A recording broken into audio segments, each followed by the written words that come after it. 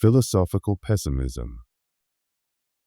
Life, by its very nature, is marked by hardship, pain, and unmet longings. This uncompromising perspective lies at the heart of philosophical pessimism, a worldview that opposes the often rosy outlook commonly linked with human life. Philosophical pessimism does not exist to dishearten or demoralize. Instead, it seeks to face the tough truths of existence with clear-eyed honesty.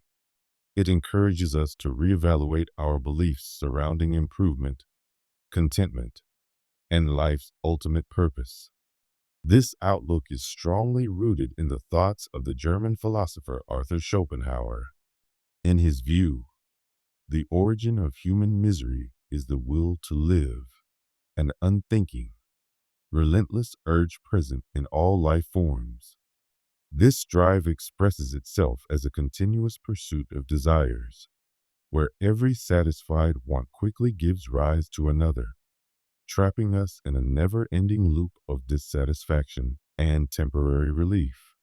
Schopenhauer maintained that this ongoing pursuit is not just draining but ultimately pointless, as it only deepens our discontent and suffering.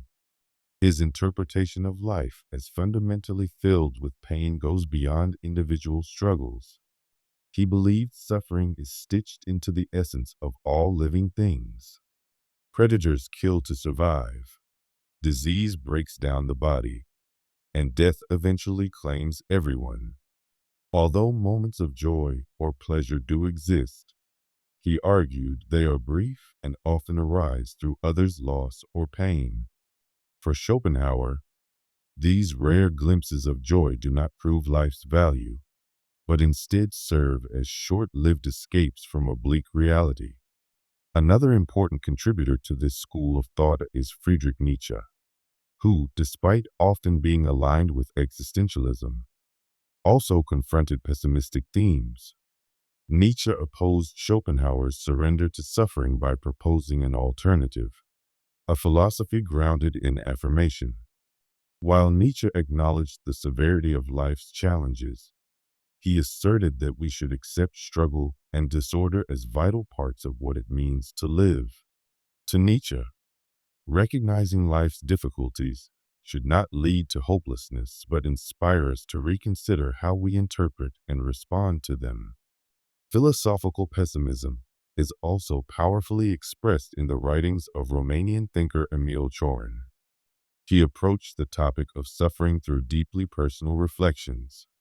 His work is filled with thoughts on the absurdity of life, the certainty of death, and the delicate nature of human hopes. Cioran portrayed existence as an ongoing fight against despair, where moments of insight often bring awareness of the emptiness behind our ambitions. To him, pessimism wasn't a system to resolve. It was a lens that clarified reality. One of the most striking elements of philosophical pessimism is its challenge to the idea of progress. While many people hold a belief in continual betterment, whether through technological breakthroughs, social development, or individual self-improvement, pessimists call this belief into question. They argue that while external conditions may evolve, the core of human suffering remains unaltered. Technological innovation may ease specific burdens, but it frequently introduces new sources of discontent. Similarly, social advancement might enhance quality of life, yet it cannot erase the fundamental anguish of existence or the certainty of death. Philosophical pessimists also dispute the widespread pursuit of happiness as life's ultimate aim. They propose that the constant chase for happiness can lead to deeper letdowns, as true happiness is elusive and short-lived. Rather than striving for an idealized version of lasting joy, pessimists suggest that we come to terms with life's flaws and restrictions. This does not mean surrendering to despair. Rather, it means learning how to live without the pressure to achieve perfect fulfillment. One source of comfort in philosophical pessimism lies in its emphasis on shared struggle. By recognizing that hardship is a common experience, pessimism nurtures compassion and solidarity. If pain is inescapable, then our mutual vulnerability can foster empathy and care. This understanding urges us to support one another, not because life is easy or flawless, but because we are all navigating its trials side by side. Moreover, philosophical pessimism serves as a counterweight to overly simplistic or idealistic attitudes toward life. In a culture that often celebrates cheerfulness and success, pessimism reminds us that difficulty is both normal and meaningful. It offers a grounded approach to life, one that allows us to acknowledge challenges without being overwhelmed by them. In doing so, it becomes a stabilizing influence, helping us retain perspective during times of adversity. Those who criticize philosophical pessimism sometimes label it as defeatist or excessively gloomy. They worry that focusing on life's pain may obscure its beauty, joy, and promise. However, many who embrace pessimism disagree with this assessment. They don't deny that beauty and joy exist. They simply choose not to overlook the suffering that accompanies them. For pessimists, acknowledging every part of the human experience, including the darker elements, is vital to fully understanding life. Philosophical pessimism does not offer simplistic comfort or uplifting illusions. It does not guarantee a brighter future or hidden meaning behind suffering. Instead, it dares us to face life as it is, without false reassurance or denial. This honest confrontation, while difficult, can be freeing. By letting go of unrealistic hopes, we can begin to engage with life on more authentic terms, discovering meaning in the act of living itself. In the end, philosophical pessimism is not rooted in despair, but in truthfulness. It invites us to view life directly, to face its hardships without flinching. Through this clarity, it allows for a deeper grasp of what it means to be human, a blend of suffering, delight, longing, and uncertainty, all interwoven within the persistent, intricate experience of life. The red button thought experiment. Picture a red button placed directly before you. Pressing it would instantly, and without pain, bring an end to all human life. No torment, no lingering consequences, just a swift and absolute conclusion to the existence of humanity. Now ask yourself, would you press it? This scenario is known as the red button thought experiment, a straightforward yet deeply thought-provoking hypothetical that challenges us to explore profound philosophical issues, including the worth of existence, the meaning of suffering, and the ethical consequences of our actions. The thought experiment starts from the assumption that humanity is inherently flawed. Our history and current reality are steeped in conflict, environmental harm, social inequality, and persistent suffering. Those engaging with the red button question are often prompted to weigh whether the human race contributes more harm than benefit. Would the world be better without humans? Or would our disappearance reduce the pain we inflict on ourselves and the environment? The red button presents an extreme proposition, the permanent end of all human suffering. However, this thought experiment is not about making rash or emotional choices. Instead, it invites deep contemplation about the intricate nature of life. One of the central issues it raises is whether life holds intrinsic value. Is being alive worthwhile, even when it involves ongoing pain?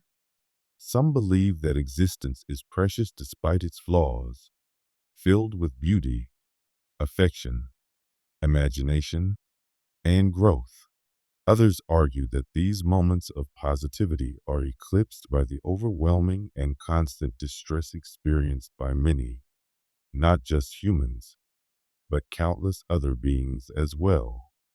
To truly engage with the red button scenario, one must examine the essence of suffering. Philosophers such as Arthur Schopenhauer have claimed that life is dominated by a cycle of craving and disappointment. According to this view, the occasional moments of happiness are fleeting and inevitably surrounded by hardship. From this standpoint, pressing the red button might appear as a compassionate choice, a final end to endless suffering. Conversely, some believe that pain is an inseparable aspect of being alive, one that enriches experience and adds significance to our emotions and achievements. Can we genuinely appreciate joy, love, or success if we never experience pain? A further dimension of this thought experiment questions the morality of making such a decision on behalf of the entire species. Even if one sincerely believes that pressing the button would eliminate suffering, is it ethical to make that determination for billions of people? Humanity is not a single entity. Each person's experience is unique. While some may endure deep sorrow, others find immense purpose, happiness, and meaning in their lives. By reducing this incredible diversity to a simple yes or no decision, the red button assumes that one viewpoint can account for the lives of all, a troubling simplification of humanity's complexity. The question of hope also looms large. Despite our flaws, humanity has consistently demonstrated the ability to change and improve. Breakthroughs in science, social progress, and acts of compassion all show that we are capable of growth and positive transformation.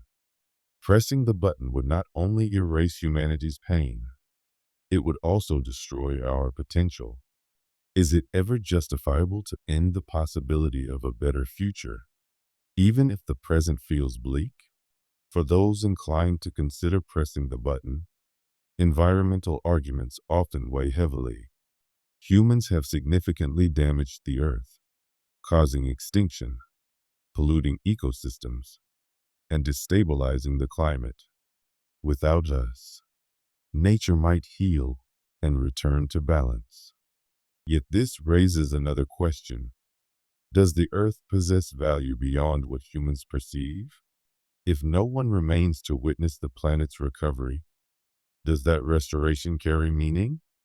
The red button scenario also challenges us to recognize our own psychological tendencies. Some people's desire to press it may come from personal anguish or disillusionment with humanity's failures.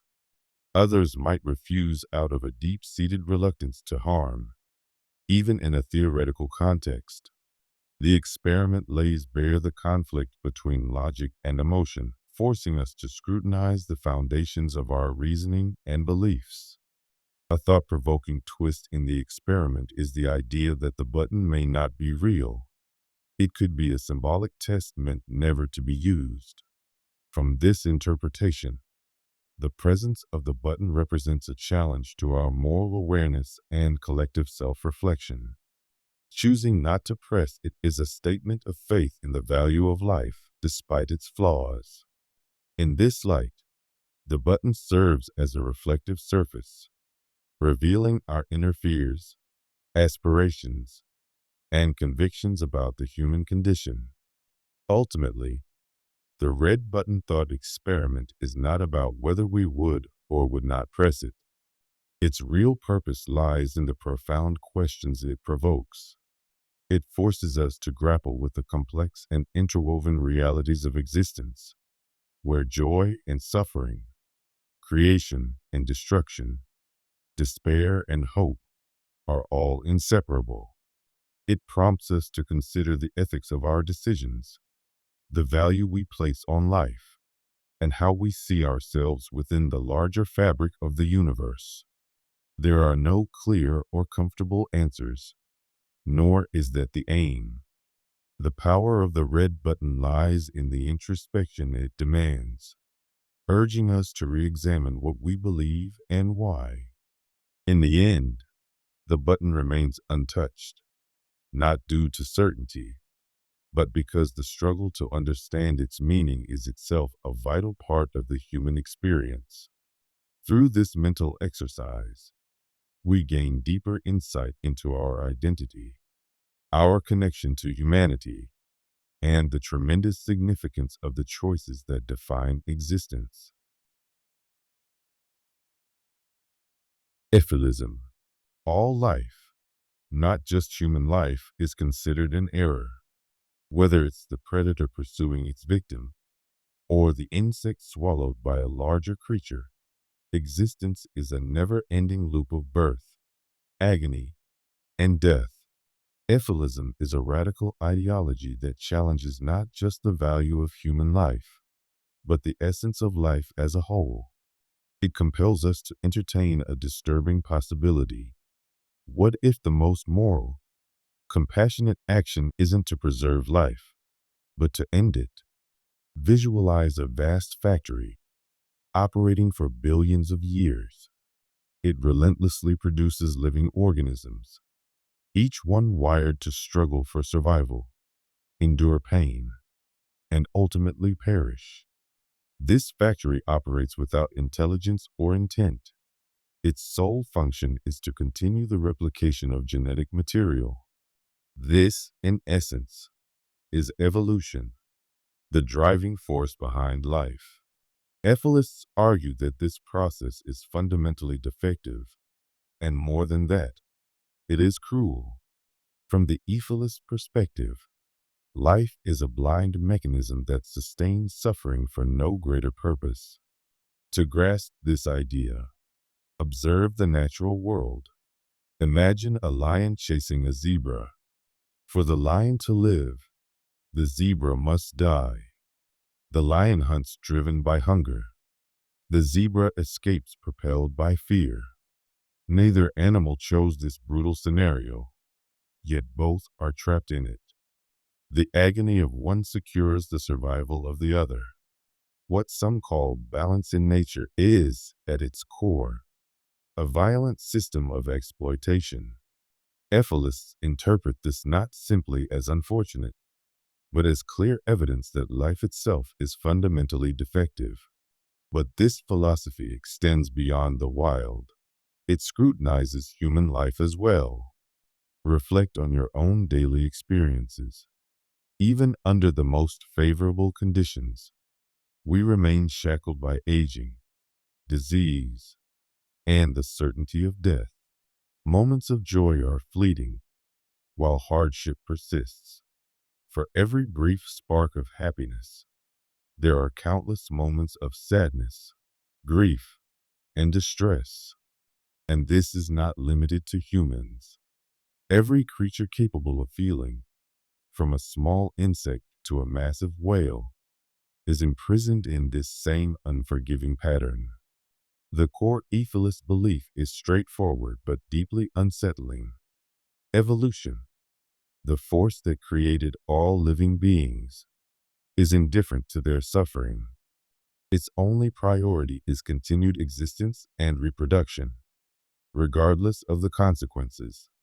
In this framework, life is not a divine blessing or an extraordinary miracle. It is a continuous cycle of need, discomfort, and inevitable demise. Ethicists believe that sustaining this cycle is not only meaningless, but morally indefensible. Now, consider a scenario.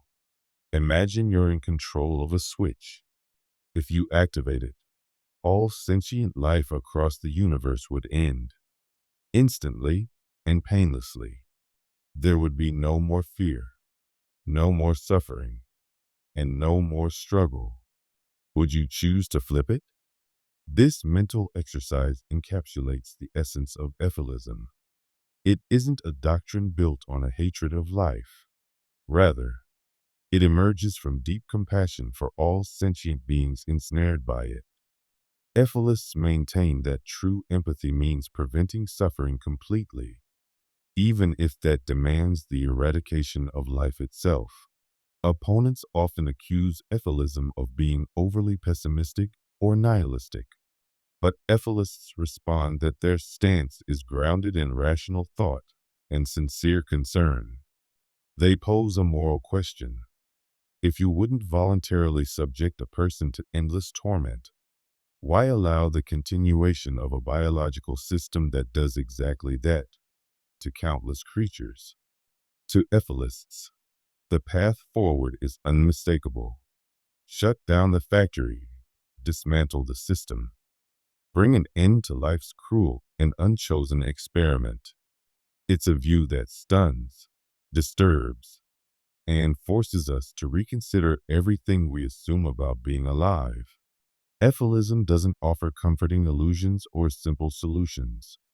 Instead, it confronts us with the darkest realities of existence and asks a question that may have no answer.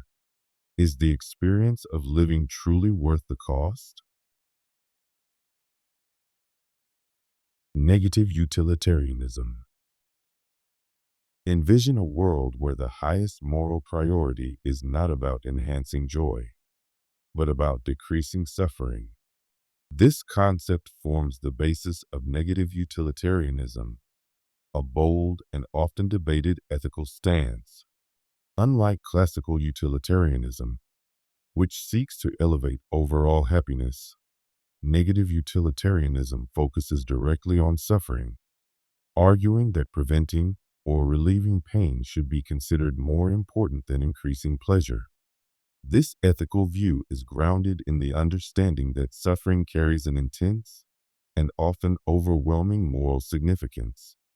While pleasure can enrich existence, pain, whether mental or physical, can take hold of one's life in a far more consuming and immediate way. A single joyful experience might be short-lived, but distress can overshadow one's entire state of being.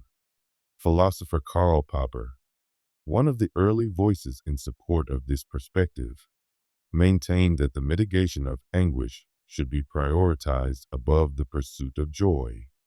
He believed that relieving suffering brings about a direct and meaningful improvement in the lives of those who endure it. Negative utilitarianism compels us to reevaluate how much value we assign to joy compared to how much importance we give to reducing suffering. In many real-world contexts, this seems both natural and logical. Providing food to the hungry, shelter to the homeless, treatment to the ill, or mental health support to those in crisis are all clear examples where easing suffering aligns with our sense of moral duty. However, the philosophy extends beyond isolated cases. It asks us to zoom out and consider the broader, even cosmic implications. One of the more unsettling conclusions of negative utilitarianism is that if suffering consistently surpasses happiness across the globe, then extreme measures might be justified to prevent further pain. Some interpretations of this line of thought argue that if living inevitably involves suffering, then choosing to prevent future lives could be seen as a moral good. This notion overlaps with antinatalism, which suggests that avoiding reproduction spares future beings from potential harm. It challenges us with deep ethical questions about the act of creating life in a world where pain is inescapable. Of course, critics often highlight the extreme paths that negative utilitarian thinking can lead to. They warn that focusing solely on eradicating suffering could cause us to disregard the importance of delight, happiness, and human flourishing. For example, following the idea to its most radical end could lead one to argue that ending all conscious life would be ethically sound if it meant no more future suffering, a suggestion that is both ethically controversial and practically terrifying. Most proponents of negative utilitarianism, however, do not accept these extreme interpretations. Still, The fact that such conclusions are even possible points to the internal tensions that exist within the philosophy. Another issue with negative utilitarianism is the difficulty of quantifying pain. Suffering is inherently subjective. It differs significantly from one person to another, and from one situation to the next. What devastates one individual might be tolerable for someone else. This variability makes it complicated to apply negative utilitarian principles consistently, especially at a societal scale. How can we effectively compare or prioritize the suffering of different individuals or communities? How should we weigh immediate distress against the chance of future well-being? Even so, this framework provides meaningful guidance in ethical decision-making. In situations where resources are limited and difficult moral choices are necessary, such as in global health policy, it can help prioritize the reduction of the most severe forms of suffering. For example, focusing on curing deadly diseases or responding to urgent crises aligns well with the principles of negative utilitarianism. By concentrating efforts on those in the most critical need, it ensures that immediate harm is addressed before less urgent concerns. Negative utilitarianism also challenges how we interpret suffering on a personal scale. It invites us to reconsider societal ideals that frame hardship as noble or transformational. Instead, it emphasizes the moral duty of kindness, support, and relief.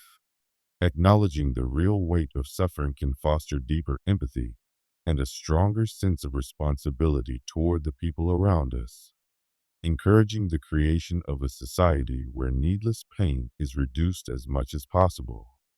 Ultimately, negative utilitarianism does not dismiss the value of joy. It recognizes it, but it insists that pain carries a unique moral gravity that must not be ignored. It calls us to honestly face the darker sides of the human condition and to act with compassion and clarity. Even the smallest gestures of mercy and support can bring about meaningful change. Though this ethical system raises tough questions and opens itself to critique, it reveals a deeply resonant truth. Reducing suffering is an essential and profoundly human objective. It asks that we don't abandon the pursuit of happiness, but rather that in our quest for joy, we never forget those who are burdened most by pain. The absurd. Human life insists on having a purpose, yet the universe provides no such reassurance. This contradiction defines what is known as the absurd, a concept deeply examined by French thinker Albert Camus. It represents the ongoing clash between our deep desire for meaning and the stark, emotionless silence of the cosmos. The absurd is not a dilemma to be resolved or a riddle to be deciphered. It is a fundamental aspect of existence, a reality we must come to terms with. Camus argued that by directly facing the absurd, we uncover a distinct form of liberation and even joy. This confrontation emerges from our endless yearning for understanding. Humans are driven to know why we are here, why pain exists, and what our purpose might be.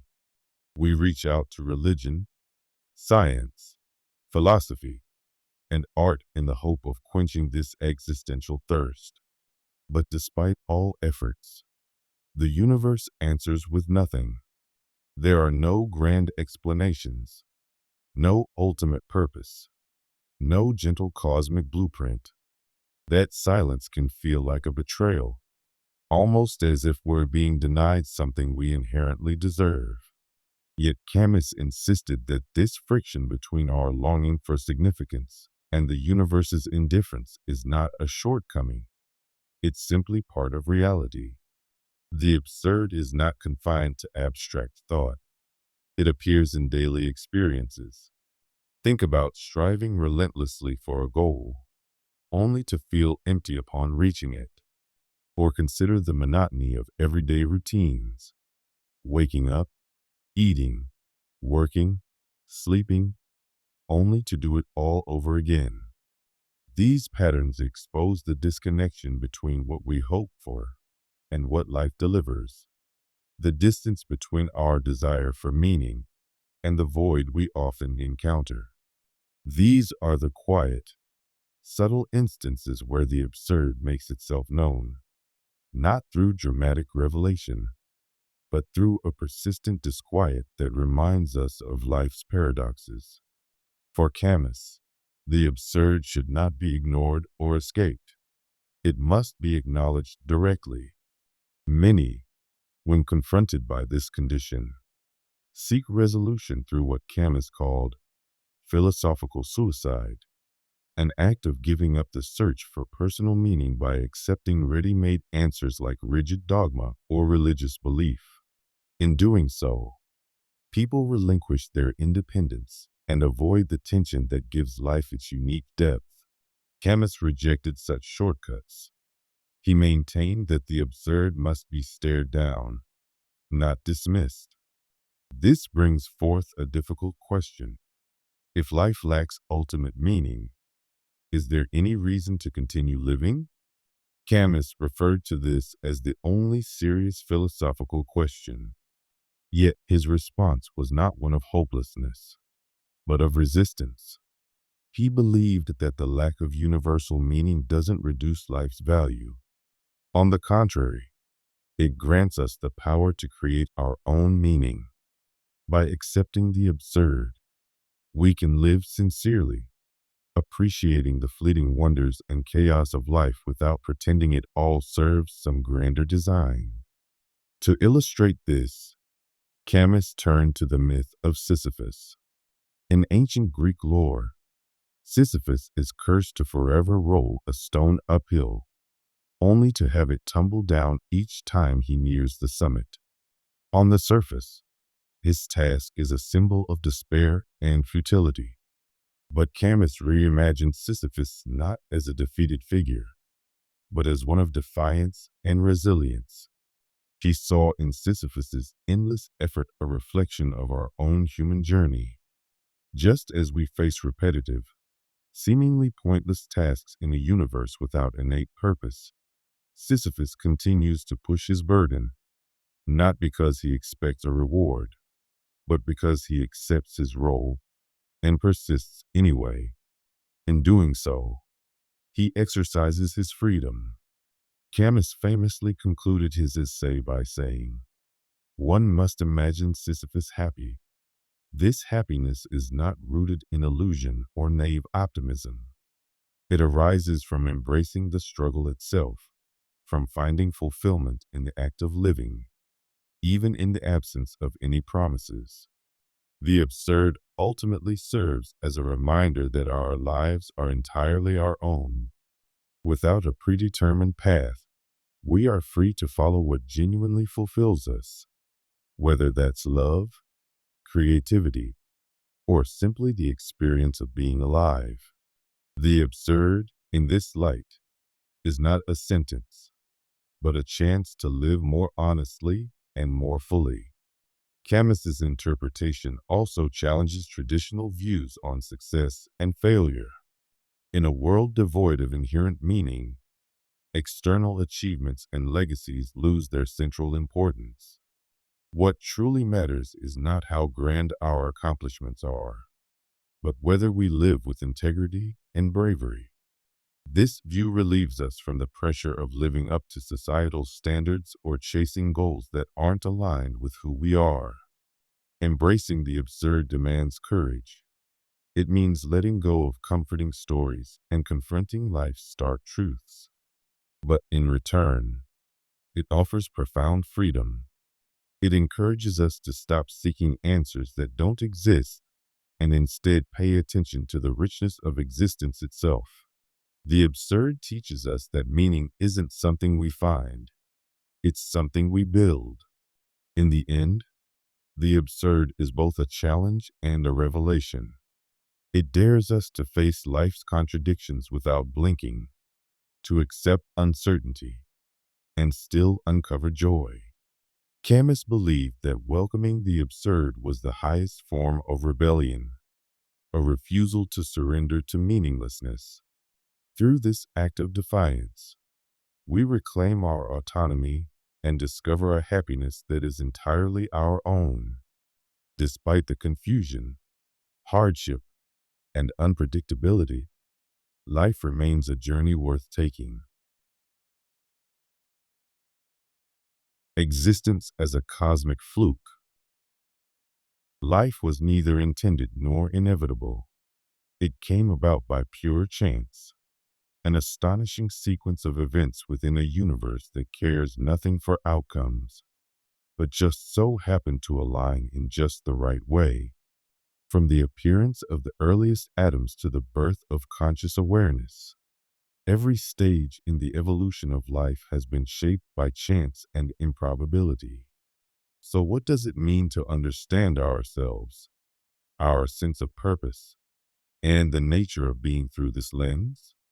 To grasp life as a cosmic fluke, we must go back to its beginnings. Roughly 13.8 billion years ago, the universe began with the Big Bang, an eruption from an infinitesimally small and intensely hot origin. Space, time, and matter started to expand. In the midst of that early turbulence, energy surged, particles smashed into one another, and eventually atoms were born. Over time, gravitational forces began to pull atoms together, leading to the creation of stars and galaxies. None of this was orchestrated. It happened without aim or direction, governed only by physical laws and nature's blind momentum. Within this vast, disorderly expanse, an ordinary star in an average galaxy emerged around 4.6 billion years ago. From the debris left over from this star's formation, planets formed. One of these, Earth, possessed just the right mix of factors: a stable orbital path, an atmosphere that shielded it from harm, and a temperature zone where liquid water could persist. There was no design behind this, only a random merging of circumstances and physical rules. Earth, in a sense, hit the cosmic jackpot. Life began in the planet's oceans, likely through basic organic compounds that assembled and reacted under the right environmental conditions. Eventually, some of these molecules became capable of replication, giving rise to the earliest living forms. From there, evolution took over. Evolution itself operates by chance. Mutations occur randomly, and only those that increase an organism's chances of survival endure. Over billions of years, this process has led to an incredible range of life, including beings like us, self-aware creatures who ponder their own existence. But here's the key point. None of this was guaranteed. Had the Big Bang unfolded even slightly differently, had Earth's distance from the Sun varied even a little, or had a single genetic mutation in our lineage not occurred, we simply would not exist. The circumstances that enable life, especially intelligent life, are so unlikely that they almost seem magical. Yet no evidence suggests any underlying design or divine hand. Everything we know is the result of natural events and a string of unplanned coincidences. Coming to terms with this can evoke both wonder and unease. On one side, it emphasizes just how extraordinary it is that we exist at all. The odds of life arising and of life becoming conscious of itself are astronomically low. On the other side, it forces us to acknowledge that we are not central to the universe's narrative. The cosmos spun on for billions of years before we arrived, and it will continue long after we're gone. Our lives, Our daily struggles, and even our grandest achievements are minuscule in the grand timeline of the universe. For some, this view raises profound questions. If life is the outcome of randomness, does that strip it of significance? If the universe has no concern for us, does anything we do truly matter? These are deeply individual questions, and philosophers throughout time have answered them in diverse ways. To existentialists, the absence of built-in meaning is not a limitation, but an opportunity. They argue that meaning is something we generate ourselves, not something bestowed upon us. The fact that life lacks a preset direction allows us to define our own paths. Scientists too find motivation in life's accidental origins, rather than seeing randomness as diminishing life's worth. They highlight how it makes our existence even more awe-inspiring.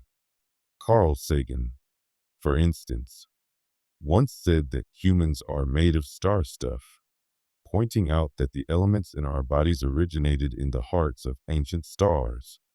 This connection to the cosmos was, for him, a source of humility and wonder.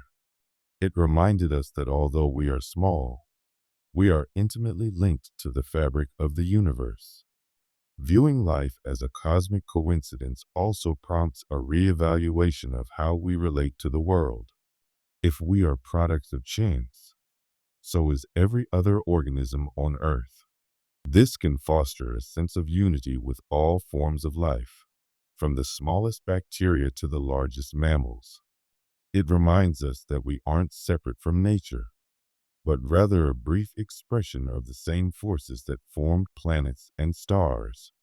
Simultaneously, this understanding can deepen our sense of duty.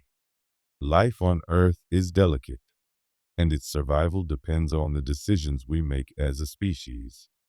Realizing how rare and valuable life is can inspire us to safeguard it, not because we are following a divine script, but because we recognize its inherent worth.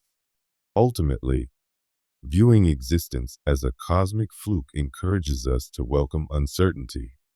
It challenges us to release the idea that the universe owes us clarity or comfort. Instead, it pushes us to find significance in the unpredictable nature of life. Our lives may not have been planned, but they are ours to shape. In a universe that takes no notice of our presence, the simple acts of feeling, questioning, and living become deeply meaningful expressions of what it is to exist. The possibility of a simulated reality. What if every experience you've ever had, each burst of happiness, every challenge you faced, and even your innermost thoughts, took place inside an artificial construct? The idea behind simulation theory posits that the reality we perceive may not be the original or fundamental one, but rather the product of advanced entities or computational systems. According to this theory, everything that seems solid and real to us could be no more genuine than a highly detailed digital world. This concept brings with it vast implications, especially when it comes to the subject of suffering. If our lives are simulated, does pain carry the same significance? What might this mean for how we understand discomfort, morality, and the essence of existence itself? Simulation theory became more widely known through the work of philosopher Nick Bostrom, who suggested that if technologically superior civilizations were to reach the point where they could run simulations of realities that are indistinguishable from their own, and if they chose to run many such simulations, then statistically, it's more probable that we exist inside one of those simulations rather than in the original reality. Though this may sound like speculative fiction, it is grounded in logical reasoning, the potential progress of computing capabilities, the intentions of simulators, and the fact that artificial experiences could be indistinguishable from real ones. If we are truly inside a simulation, the issue of suffering becomes deeply nuanced. In a physical world, pain is connected to bodily processes, injuries, disease, or psychological trauma. These experiences are significant because they relate directly to our survival and emotional well-being.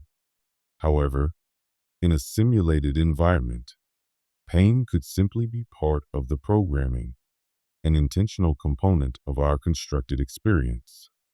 This leads to an uncomfortable question. Is suffering a necessary inclusion in a simulated existence, or is it deliberately integrated into the system? One theory suggests that suffering is included to add complexity and authenticity to the simulated experience. If those who designed the simulation aim to replicate a world close to their own, then hardship might have been a necessary element. After all, loss, difficulty, and adversity are deeply embedded in what it means to be human. They shape our decisions, relationships, and our sense of meaning. Without these experiences, joy and satisfaction might lose their depth and context. From this angle, suffering might not be a defect in the simulation, but a key feature. Another interpretation proposes that suffering could exist for reasons unknown to us. If we are the subjects of an experiment or observation carried out by those who constructed the simulation, our pain may serve as a data point. Perhaps they are studying how artificial beings respond to challenges, or how ethical behavior emerges under pressure. In such a case, our suffering could have a form of significance, though one beyond our comprehension as simulated entities. This line of thinking raises difficult ethical concerns regarding the creators of such a simulation. If they possess the capability to remove suffering, are they morally required to do so? From a human standpoint, building a world filled with pain might seem malicious. Yet, it's also possible that these creators perceive the simulation in a way that is beyond our moral frameworks, as an artistic expression, an educational system, or a construct that doesn't align with our notions of right and wrong. To them, the concept of cruelty might not apply at all. The notion of programmed suffering also forces us to reconsider the nature of free will. Within a simulated universe, can our decisions and behaviors truly be considered our own? If our pain is pre-designed, do we bear any personal responsibility for how we respond to it, or for how we address the suffering of others? Such questions push us to revisit our understanding of ethics and moral responsibility. Can beings inside a simulation truly be held accountable for their actions if those actions are influenced or preset by the system itself?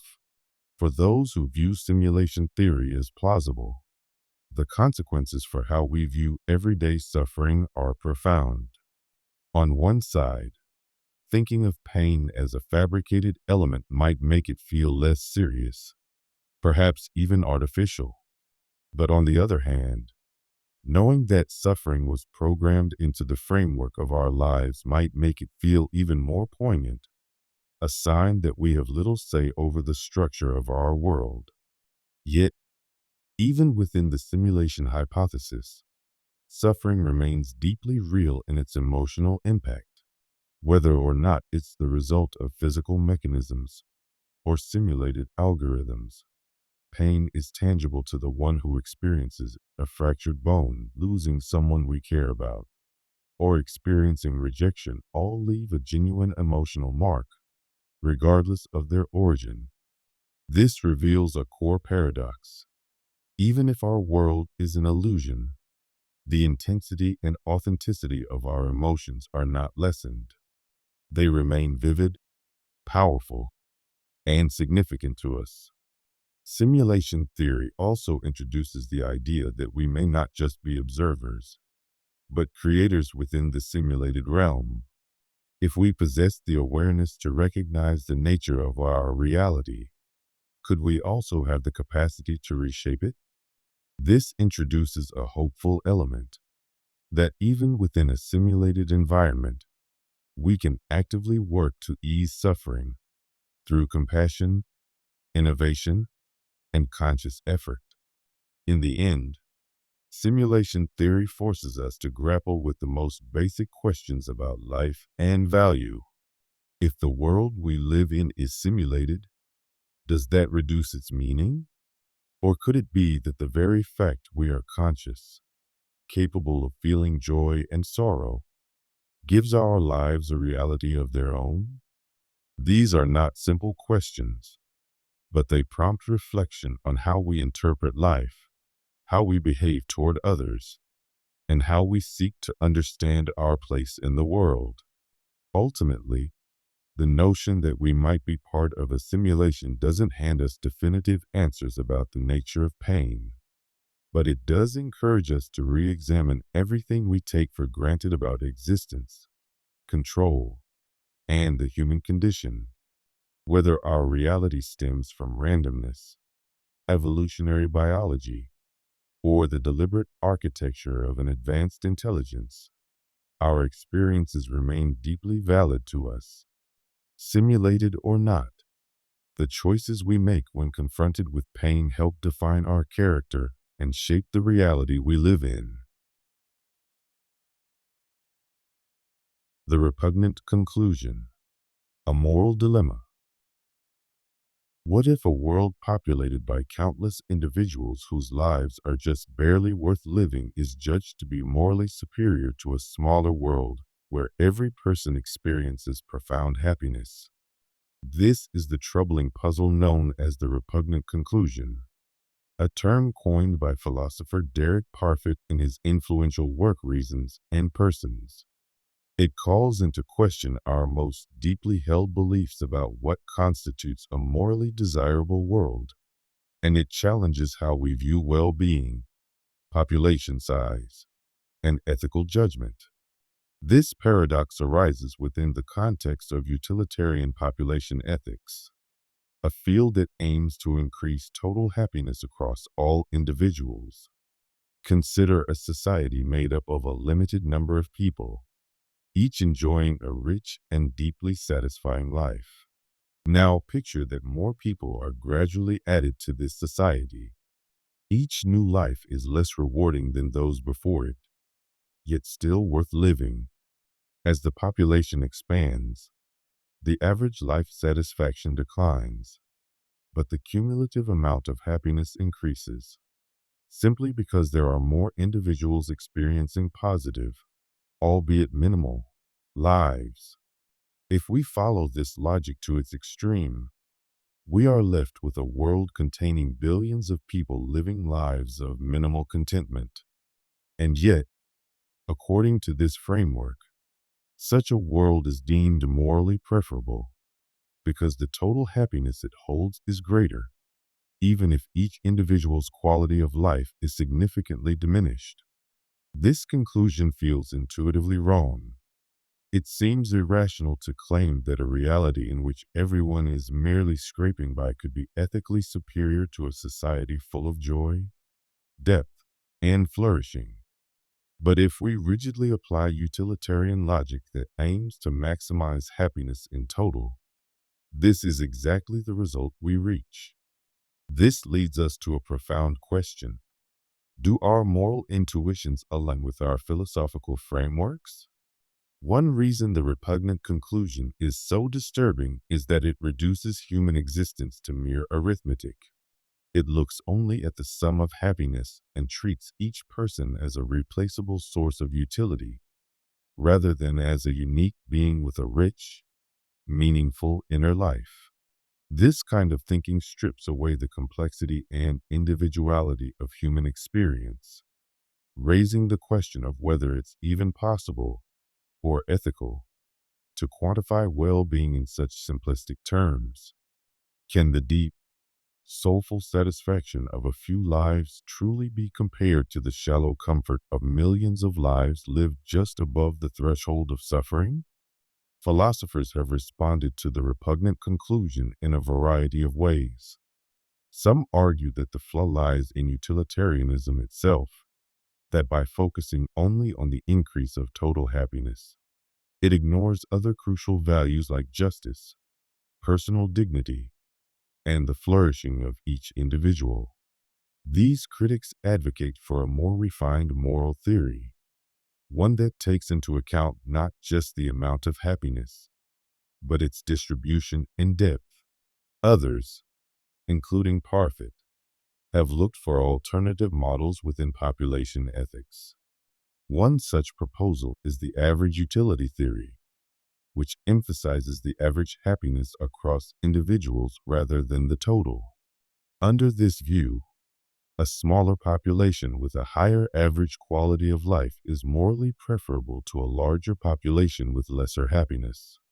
While this avoids the original problem, it introduces new difficulties. For example, it might justify reducing population size to artificially raise average happiness, even at the cost of harm or injustice to some individuals. Another route of criticism questions whether the creation of new people adds value in the first place. Some moral philosophers suggest that ethics should focus exclusively on improving the lives of those who already exist, rather than assuming that bringing new people into the world is inherently good. According to this view, the key issue isn't how many people are happy, but how meaningful and dignified the lives of existing individuals are. The implications of the repugnant conclusion also extend beyond theory into real-world policy decisions, especially in discussions of global development. Policymakers often face difficult choices between raising the standard of living for fewer people versus offering basic needs to a much larger population. The reasoning behind the repugnant conclusion might seem to support the latter option, even if it results in a world filled with mediocrity and limited fulfillment. This creates ethical tensions regarding how we weigh the well-being of people today against those of future generations. Should we aim to maximize the number of lives with modest happiness, or prioritize deeper, richer experiences for a smaller group? Parfit's work on this subject has influenced a wide array of philosophical debates, from the ethics of childbirth to the duties of governments and international bodies. It prompts us to reflect critically on what we value most and to re-examine the assumptions underlying our moral judgments. Is happiness a reliable indicator of a good life, or is it too blunt a measure to capture the richness of human existence? How should we balance the well-being of individuals with the needs of the collective? And what moral duties do we owe to those who are not yet born? At its heart, the repugnant conclusion isn't merely a strange paradox. It serves as a reflection of the contradictions in our ethical reasoning. It compels us to face the conflict between what we feel to be right and what our philosophical systems might imply.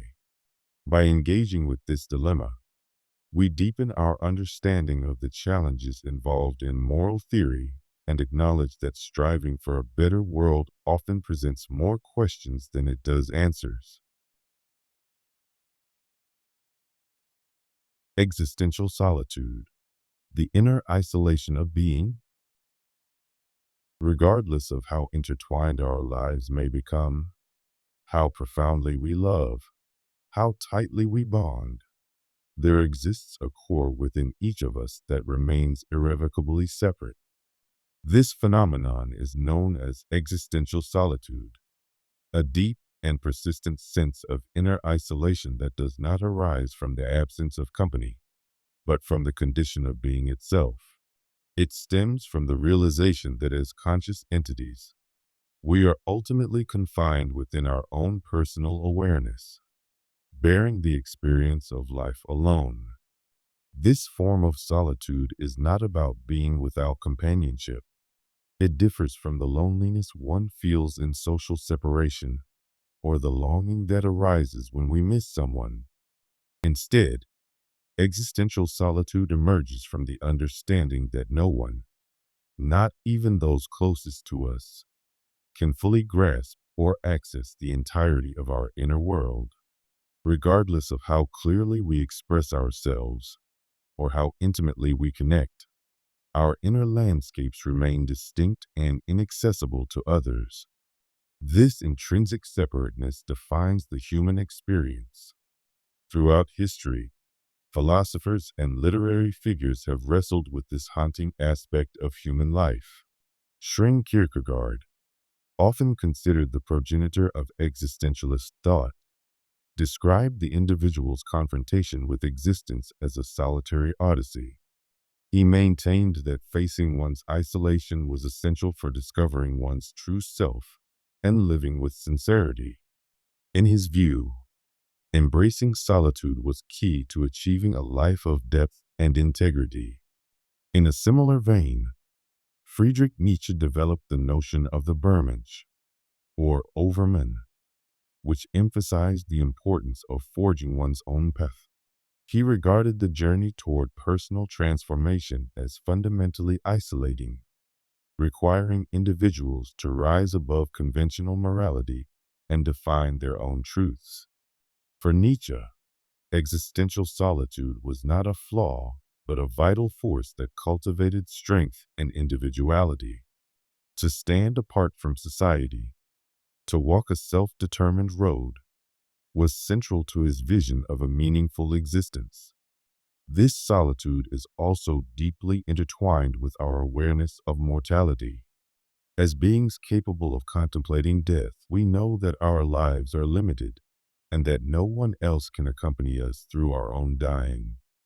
This awareness intensifies the sense of isolation, for it reveals that we alone must face the uncertainties that surround death. Martin Heidegger placed this awareness at the heart of his philosophy, coining the idea of being toward death, a concept that suggests our confrontation with death shapes the very nature of our existence.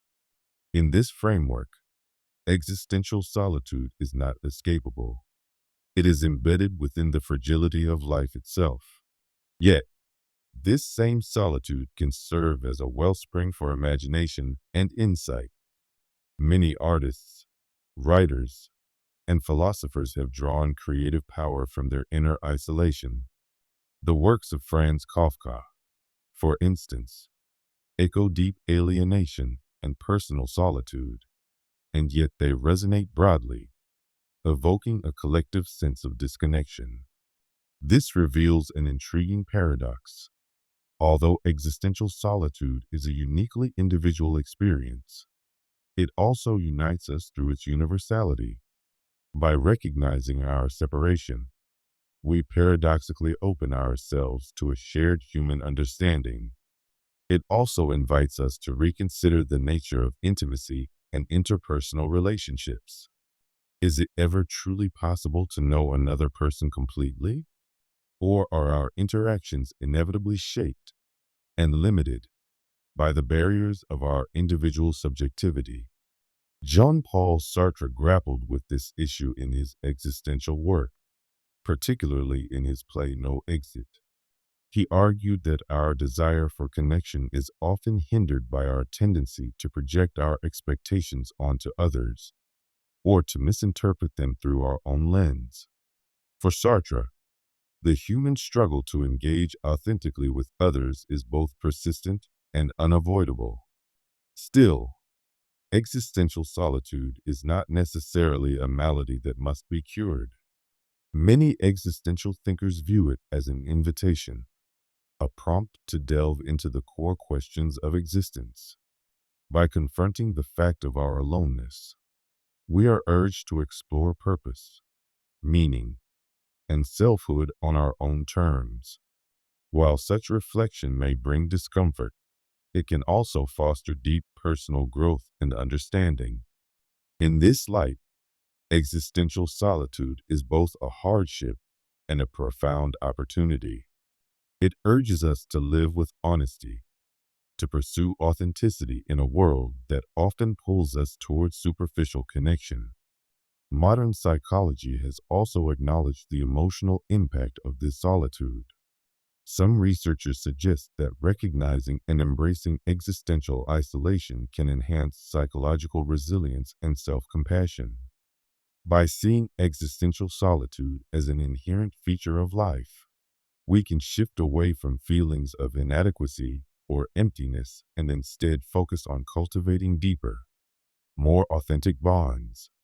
These bonds may not dissolve our isolation, but they can offer warmth, reassurance, and a sense of shared experience.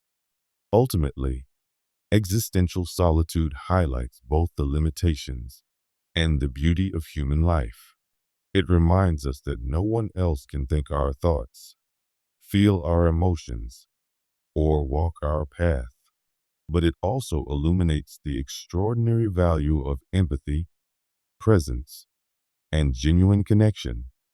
We may never fully overcome the divide between ourselves and others, but the act of reaching across that divide, of trying to connect despite it, is what gives relationships their meaning. In the end, existential solitude is neither wholly negative nor entirely enriching. It is an essential part of being human. It calls us to introspection, to courageously face our uncertainties, and to carve out significance in a world that can often feel uncertain and strange. By accepting our solitude, we unlock the possibility of living more openly, with greater self-awareness and compassion, not by fleeing from our loneliness, but by facing it with sincerity and strength. The voluntary human extinction movement, a radical environmental ethic. Imagine an Earth without human presence. No smog, no forest stripped bare, no animal species vanishing due to our influence. This is the foundation of the voluntary human extinction movement, a bold and highly contentious worldview that puts forward a startling yet simple idea.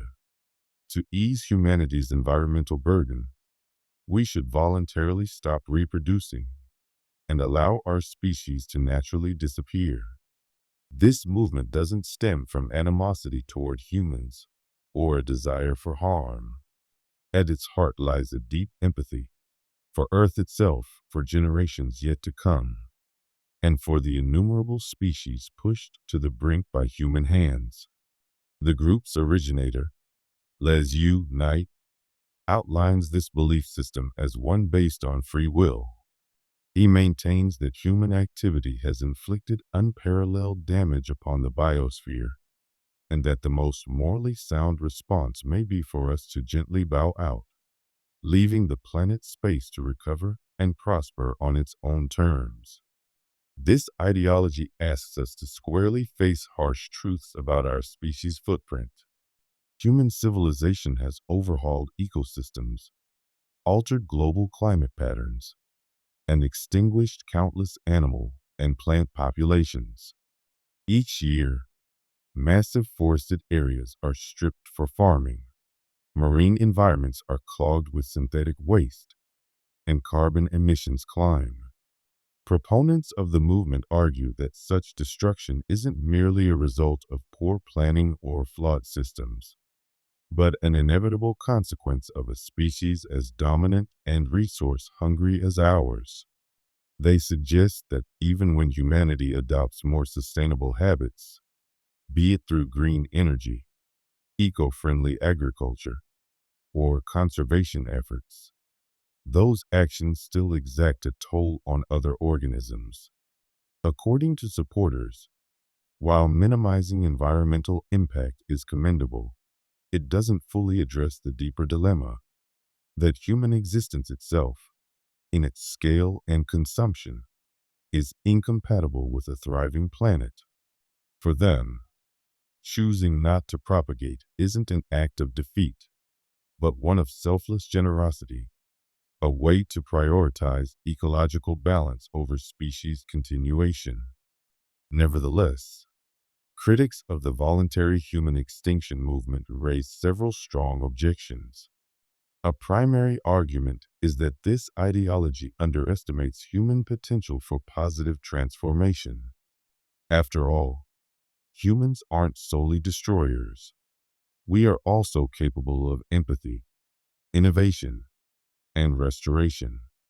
We've invented tools to rehabilitate ecosystems, found methods to curb climate damage, and championed the rights of non-human life. Opponents argue that instead of phasing ourselves out, we should focus on evolving into more responsible caretakers, learning to exist in harmony with nature rather than at its expense. Others raise philosophical concerns. Is absence inherently better for the Earth? While it's likely the planet would begin to regenerate without our interference, the natural world would still contain suffering, predation, illness, and territorial conflict are integral aspects of biological systems. Removing humans may reduce certain pressures, but would not erase the existence of pain and struggle. This conversation also touches on the moral value of human life itself. Can we champion extinction without inadvertently devaluing ourselves? Advocates insist the movement is not fueled by self-loathing, but by a sense of ethical duty. By choosing not to procreate, they say, we're acknowledging the influence we wield and deliberately opting to cause less harm. The voluntary human extinction movement prompts us to reconsider the nature of growth, progress, and human legacy. It challenges us to question long-standing assumptions, such as the belief that economic development, population expansion, and technological advancement are inherently beneficial. Instead, it proposes that genuine progress might require restraint, a willingness to reduce our presence so other life forms can thrive. This vision reorients our perspective, pulling us away from anthropocentric narratives and inviting us to see Earth not as our domain, but as a shared space with intrinsic value. Even if its end goal seems extreme or unachievable to many, the core message resonates deeply with those concerned about ecological collapse. It underscores the urgent need to rethink our place in the environmental hierarchy and to reflect seriously on the ethics of sustainability and species dominance. Agreeing with its conclusions isn't a requirement to engage with the questions it raises. Whether one finds the idea of voluntary extinction troubling or thought-provoking, the movement functions as a stark lens through which to examine the results of unchecked consumption and ecological neglect. Importantly, the movement doesn't aim to convert or impose. It asks individuals and societies to look inward, to consider the long-term effects of our choices, and to examine the ideologies that drive our continued growth. Though unsettling, its purpose is to stir reflection, to make us imagine a different kind of legacy for humanity, one grounded in compassion rather than conquest. Whether we ultimately decide to change course, transform our ways, or gradually fade from the narrative, the moral and environmental challenges posed by this ideology will persist. In an age defined by climate crisis and biodiversity loss, the conversation it sparks about survival, responsibility, and planetary stewardship remains deeply relevant.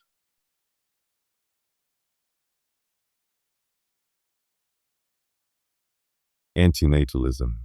What if bringing a child into the world is one of the most self-centered actions a person can take?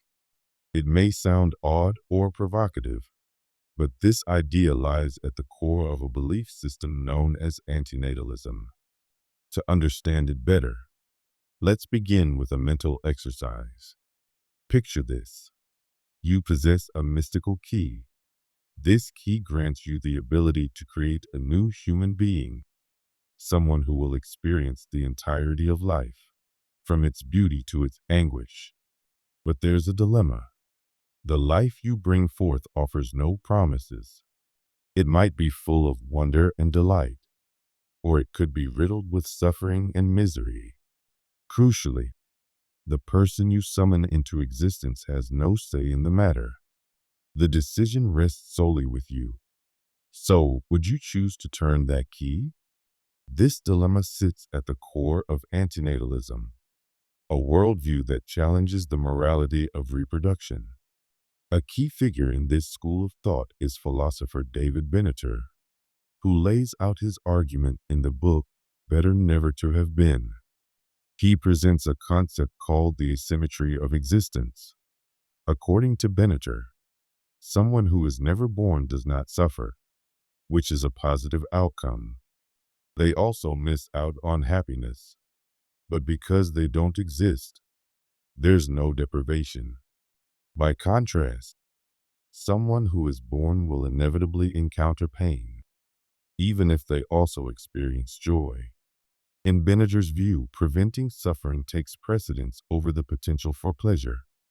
To create a life, then, is to subject someone to harm without their permission, a fundamentally unjust act. However, antinatalism isn't just a theoretical debate. It also reflects the grim state of the real world. Consider the many kinds of suffering all around us: disease, poverty, violence, war, and the degradation of the environment. Even in the most fortunate of lives, people still face sorrow, anxiety, and the certainty of death. Every birth is the introduction of yet another person into this uncertain, often harsh world. Some antinatalists argue that in light of such widespread suffering, choosing to create life is not only unwise, it may be a deeply selfish or naive act. This philosophy also intersects with ethics and the responsibilities we bear toward others.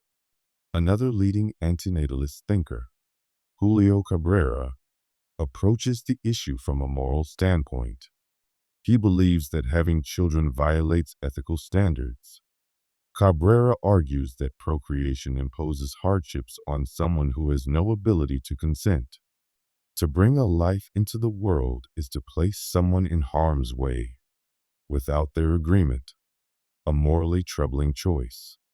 In fact, Cabrera sees parenthood not as an expression of love, but as an exercise of power, a unilateral decision made by one party that profoundly affects another. Beyond the individual, antinatalism also considers the broader consequences of human existence. Environmental advocates such as Les Knight, founder of the voluntary human extinction movement, suggest that stopping human reproduction could be an act of kindness, not just to people, but to the earth itself. Knight's view stems from the undeniable truth that human activity has inflicted tremendous damage on the planet, from deforestation to global warming. The environmental toll of our species is immense. For thinkers like Knight, a world free of humans wouldn't be a loss, but rather a restoration of harmony, a place where nature can thrive in our absence. Still, one might ask, what about the beauty of life? The joy of children's laughter, the comfort of love, the excitement of discovery. Don't these experiences justify existence?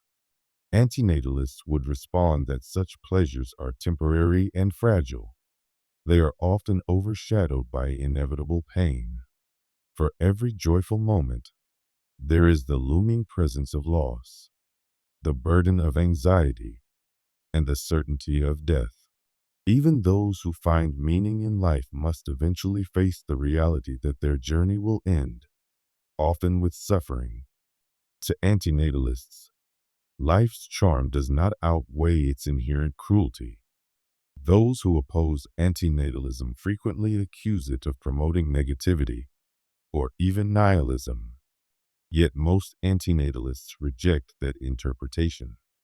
They maintain that their stance is not rooted in hatred of life or despair about the world. Rather, it arises from empathy, from acknowledging how heavy the burden of existence can be and choosing not to pass it on to someone else. In this way, antinatalism is not an act of rejection, but one of deep compassion.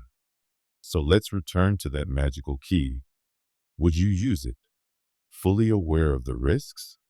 Would you bring a person into a world where suffering is guaranteed, even if moments of joy are possible? Or would you leave the key untouched, sparing someone the uncertainties and hardships of existence? Antinatalism doesn't offer a definitive answer. It simply encourages us to reflect on the question. In doing so, it challenges one of humanity's oldest and most unquestioned beliefs, that creating life is always a positive act. The meaning of suffering. Suffering is a universal experience. No one escapes it. It reaches into every life, across every culture, and across every moment in time. But why is it here? Is it simply a cruel twist of existence? Or could it carry some hidden significance? For thousands of years, this question has captivated human minds, prompting countless philosophies, religious doctrines, and artistic expressions. At its heart, suffering challenges our understanding of life itself.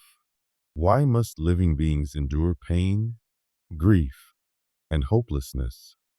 To some, suffering appears to disprove the notion of a meaningful or fair universe. Yet others argue that it's not just an unfortunate flaw in the design of life. It's something that shapes us, refines us, and gives life a sense of weight and purpose. One influential voice in this conversation is the Greek philosopher Epicurus. He viewed suffering as an inevitable part of being human. According to Epicurus, much of our pain stems from fear of death, of discomfort, of the unknown. He believed that by confronting these fears directly and understanding their limits, we can reduce their impact. This doesn't mean pain disappears, but it becomes something we can face with greater awareness and strength. Religious traditions, too, offer profound interpretations of suffering. In Christianity, for instance, suffering is often seen as a trial of faith or a path toward redemption. The biblical story of Job illustrates this. A man who loses everything yet remains faithful. Though the reasons for his suffering remain unexplained, his endurance deepens his spiritual connection. In this view, suffering is not something to understand logically, but something that can elevate the human soul. In Buddhism, suffering is not an afterthought. It's a foundational truth. The first noble truth states that life is characterized by suffering dukkha, which arises from desire and attachment. This suffering is not seen as punishment, but as the result of wanting permanence in a world that constantly changes. The Buddha's path doesn't eliminate suffering by avoiding it, but by understanding its roots and learning to let go. In this way, pain becomes a teacher, guiding us toward wisdom and liberation. Existential philosophers like Friedrich Nietzsche took another approach. Nietzsche saw suffering as essential to personal development and transformation. His famous line, "What does not kill us makes us stronger," captures this view. He believed that life's hardships push us to confront who we are and what we're capable of. Suffering, then, is not a weakness to escape, but a force that can drive strength, resilience, and creativity. Still, not everyone agrees that suffering has a deeper meaning. From a nihilistic perspective, suffering is nothing more than a random, indifferent feature of existence. It has no purpose, no lesson, no grand design. This view can feel both liberating and disorienting. On one hand, it frees us from the pressure of needing to make sense of our pain. On the other, it places the burden of creating meaning squarely on our shoulders in a universe that offers none on its own. Modern psychology offers a different lens, one that focuses on how we respond to suffering rather than why it exists. Viktor Frankl, a psychiatrist and Holocaust survivor, wrote powerfully about this in Man's Search for Meaning. Based on his time in concentration camps, Frankl argued that while we often cannot control what happens to us, we can control how we respond. He believed that the ability to find meaning in suffering, even under the most horrific conditions, is what makes us truly human. For Frankl, suffering could be a crucible through which one affirms life and dignity. Science, too, provides insight, not by assigning moral meaning, but by explaining the function of pain.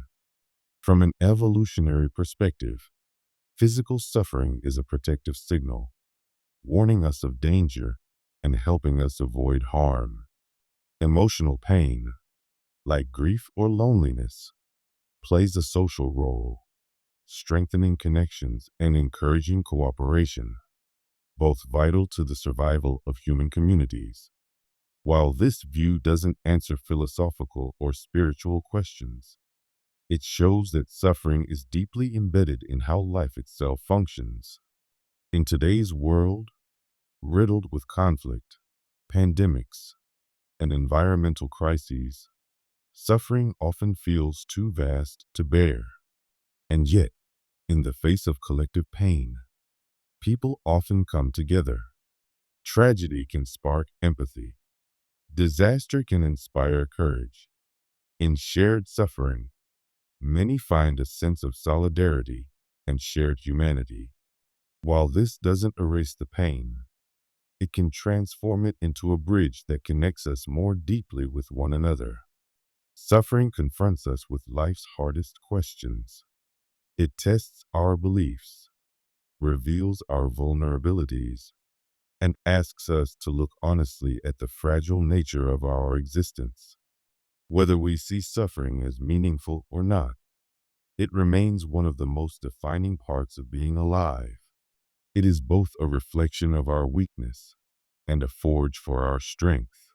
In the end, the meaning of suffering is intensely personal. For some, it becomes a source of spiritual awakening. For others, it simply exposes the harsh reality of a universe without comfort.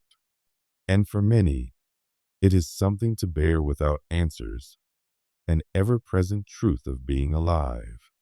But across every perspective is a shared acknowledgement that to live is, inevitably, to suffer, and an understanding that suffering, however painful, we begin to understand ourselves and the complex, fragile, and astonishing journey of life itself.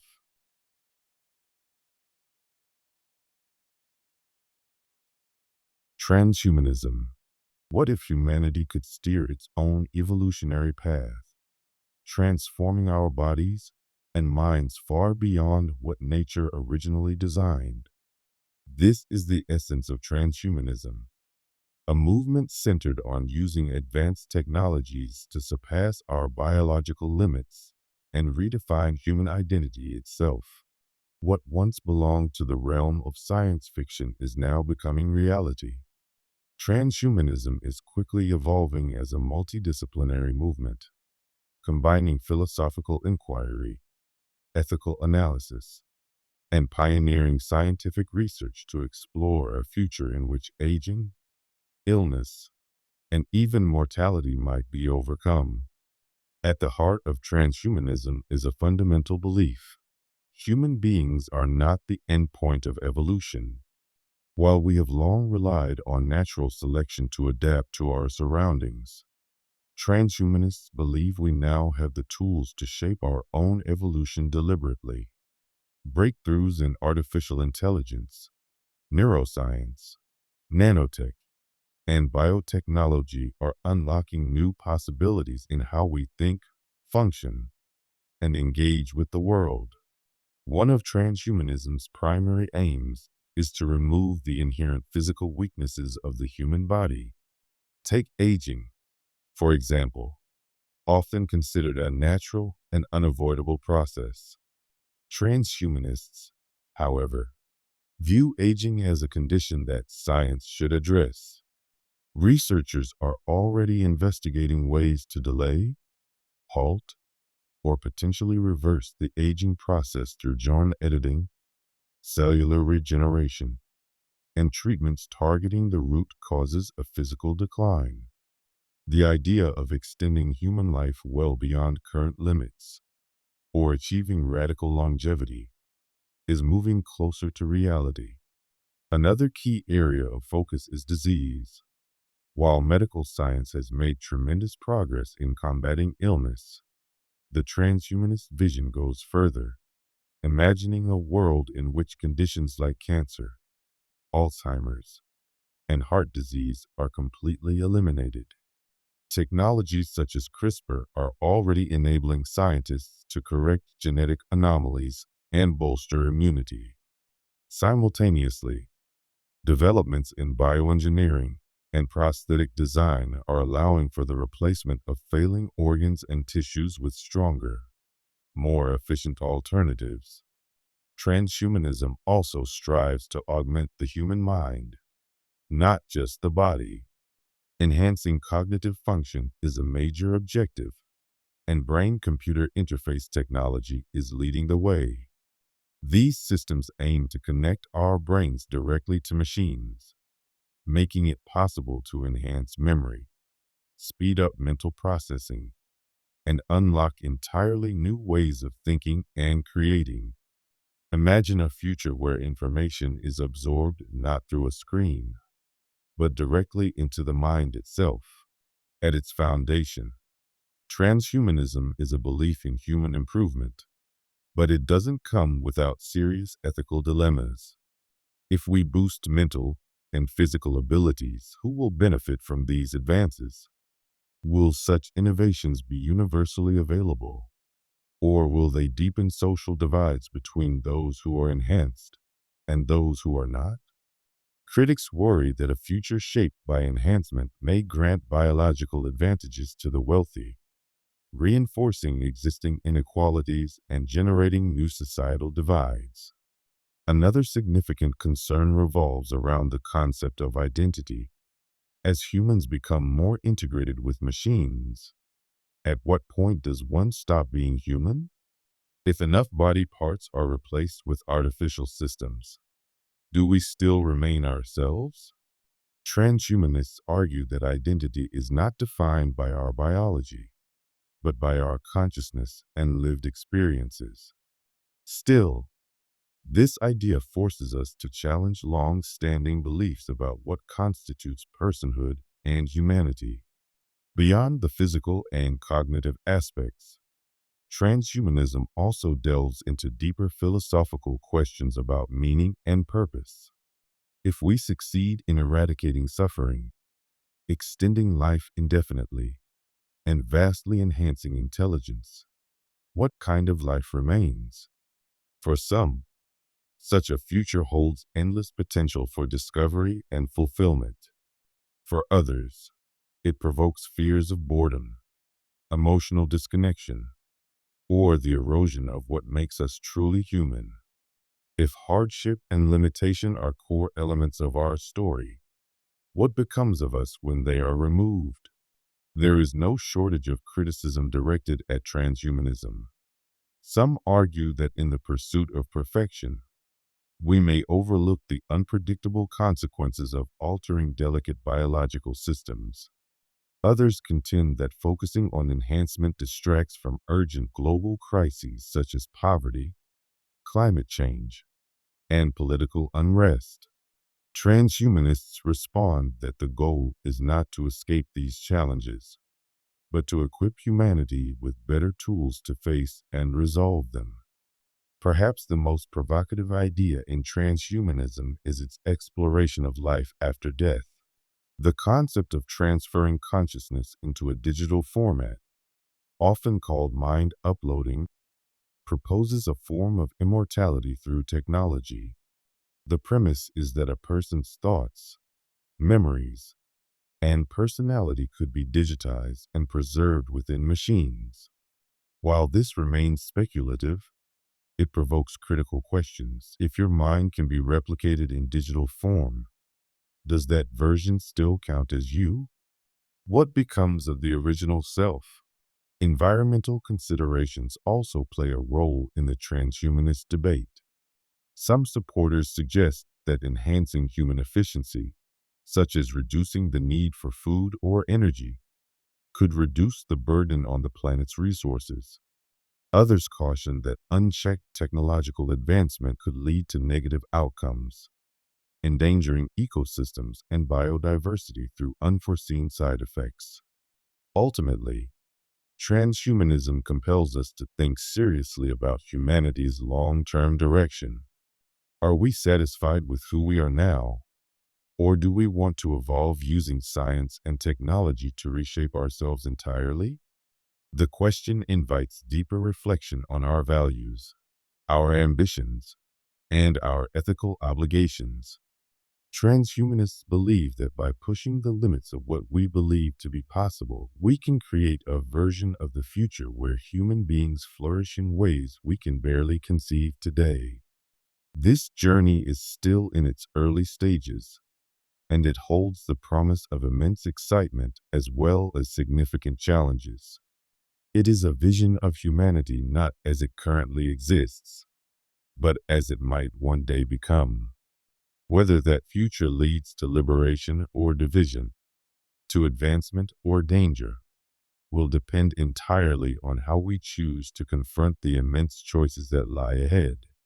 The ultimate question is not just whether we can enhance humanity, but whether we should, and what kind of world we wish to shape together.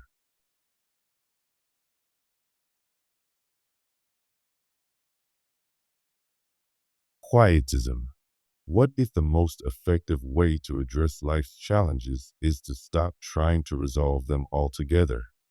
This is the intriguing proposition at the core of quietism, a philosophical stance that urges us to release the constant pursuit of solutions and instead embrace existence exactly as it unfolds. Quietism should not be mistaken for giving up or being defeated. Rather, it involves withdrawing from the endless clamor of human desires and ambitions and discovering serenity through simplicity and stillness. To grasp the essence of quietism, picture an individual in a river struggling against the flow. They exhaust themselves trying to push forward, only to remain stuck or get pushed backward. Quietism proposes an alternative. Instead of fighting the current, surrender to it. Let it carry you. This isn't the same as abandoning effort. It's about seeing which struggles are fruitless and choosing alignment and tranquility over resistance. The roots of quietism can be found in a range of philosophical and spiritual systems. In the Western philosophical tradition, it is commonly linked with figures like Pyrrho, the ancient Greek thinker credited with founding skepticism. Pyrrho believed that achieving certainty on life's deepest questions was unattainable, and that attempting to do so only leads to worry and distress. His answer was to adopt a mindset of suspension, avoiding firm conclusions, and approaching reality with calm neutrality and openness. For Pyrrho, this attitude of detachment was the pathway to true inner calm. In the early modern period, quietism took on a mystical and religious tone, notably through the ideas of Miguel de Molinos, a Spanish clergyman. He promoted a contemplative lifestyle centered on full surrender to divine will, Molinos claimed that genuine peace of soul came not from effort or deeds, but from complete stillness and faith in God.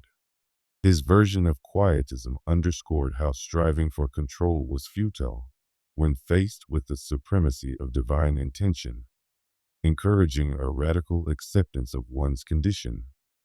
Quietist thought is not exclusive to Western traditions. It strongly echoes ideas in Eastern philosophy, particularly Taoism and Zen Buddhism. The Taoist principle of Wu Wei, or effortless action, closely resembles Quietism's rejection of forceful striving. Likewise, Zen teachings often stress releasing attachments and fully inhabiting the present moment. Though each tradition arises from different cultural and historical settings, they share a unified insight that real tranquility arises not from exerting control or chasing achievement, but from yielding and embracing what is. One of the key criticisms of Quietism is its apparent inactivity. Detractors claim it can serve as a rationale for doing nothing or shirking moral duty. If we merely accept everything as it is, aren't we ignoring suffering and injustice? Quietists respond by clarifying that their view isn't rooted in apathy, but in a different outlook. They argue that much of our distress stems not from the world itself, but from our attempts to dominate or reshape it.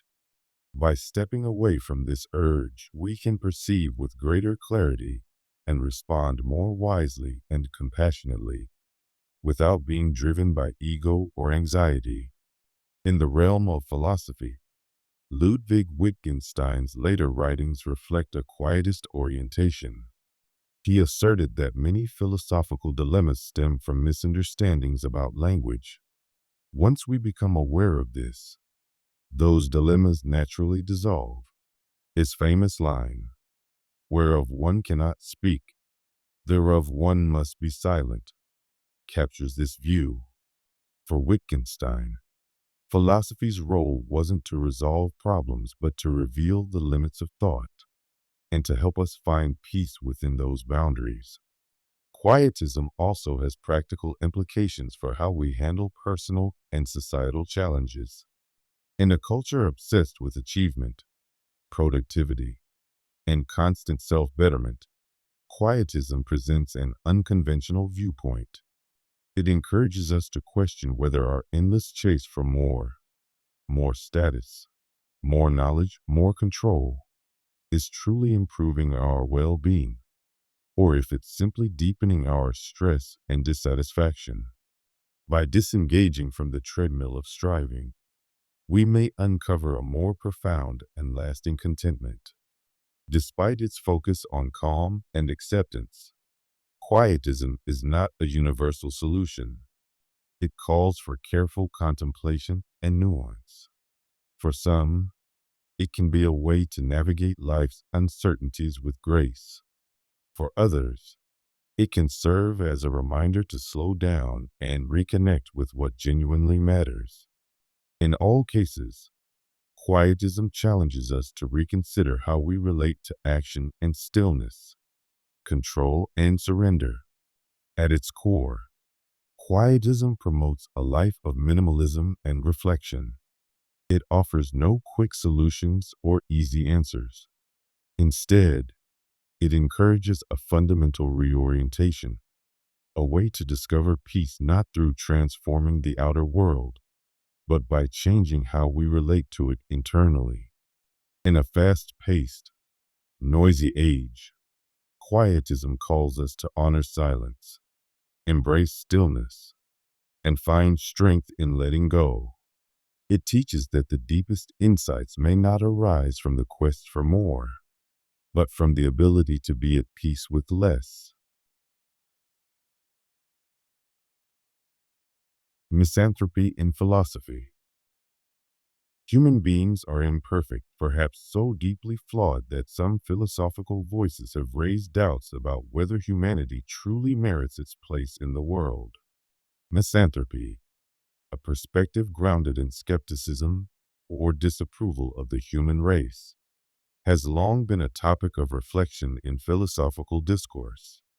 It invites us to reconsider how we see ourselves, our moral principles, and the effects of our actions on the world around us. This view is not about despising individual people.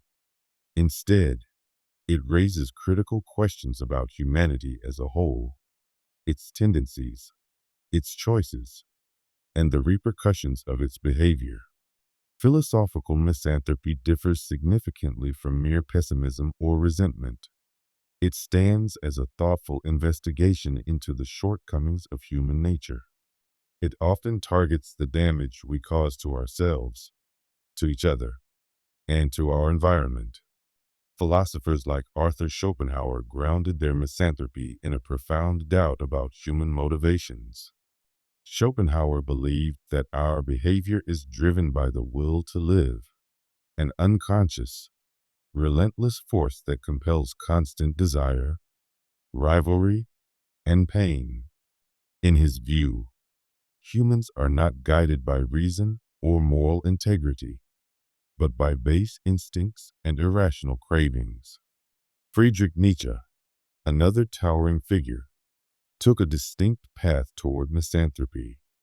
While he denounced the collective mindset of humanity, its love of conformity and comfort, he did not completely dismiss it.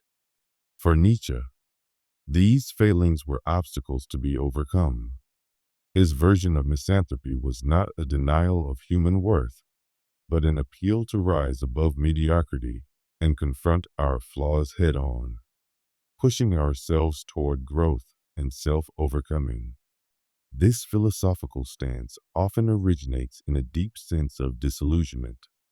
Diogenes of Sinope, a foundational voice in the Cynic tradition, is famed for his biting critiques of human vanity and deceit. Legend tells of him roaming the city with a lantern in daylight, claiming to search for an honest man. Diogenes condemned the greed, power-seeking, and superficial values of his society, seeing them as signs of moral collapse. His disdain came not from hate, but from disappointment in humanity's unwillingness to live with sincerity and virtue.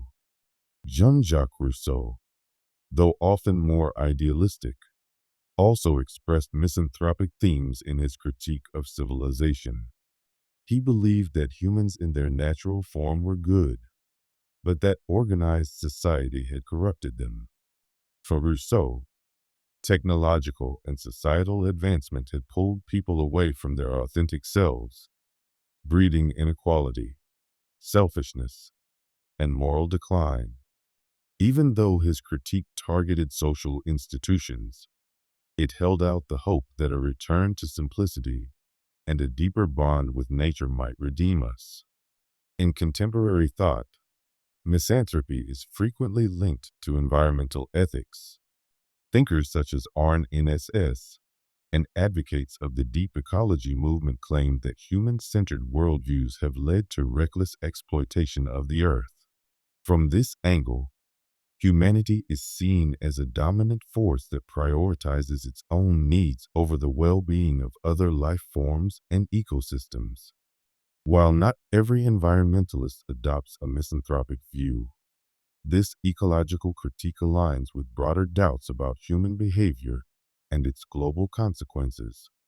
Misanthropy can also intersect with existential philosophy, questioning whether human life holds any true value. The 20th century thinker Emile Cioran wrote extensively about the absurdity of human existence. For Cioran, our constant search for meaning often concealed more troubling aspects. Our pride, destructiveness, and inability to face our own frailties. His reflections, though deeply grim, also conveyed a wry acknowledgement of the paradoxes and endurance within the human spirit. Critics of philosophical misanthropy often argue that it paints too bleak a picture of humanity. They highlight acts of generosity, creativity, and progress as signs of our better nature, while misanthropic views call attention to failure, they risk ignoring humanity's capacity for empathy, innovation, and resilience. Yet many proponents of misanthropy argue that their critique is not an outright dismissal of humankind, but a confrontation with painful truths. By facing our deficiencies, they believe, we open the door to improvement. One of the most difficult aspects of misanthropy lies in its ethical consequences. If humanity is inherently defective, what follows? Should we attempt to change ourselves, or accept those flaws as permanent? Philosophers like Nietzsche saw misanthropy as motivation, a push for humanity to transcend its weaknesses and aim for greatness.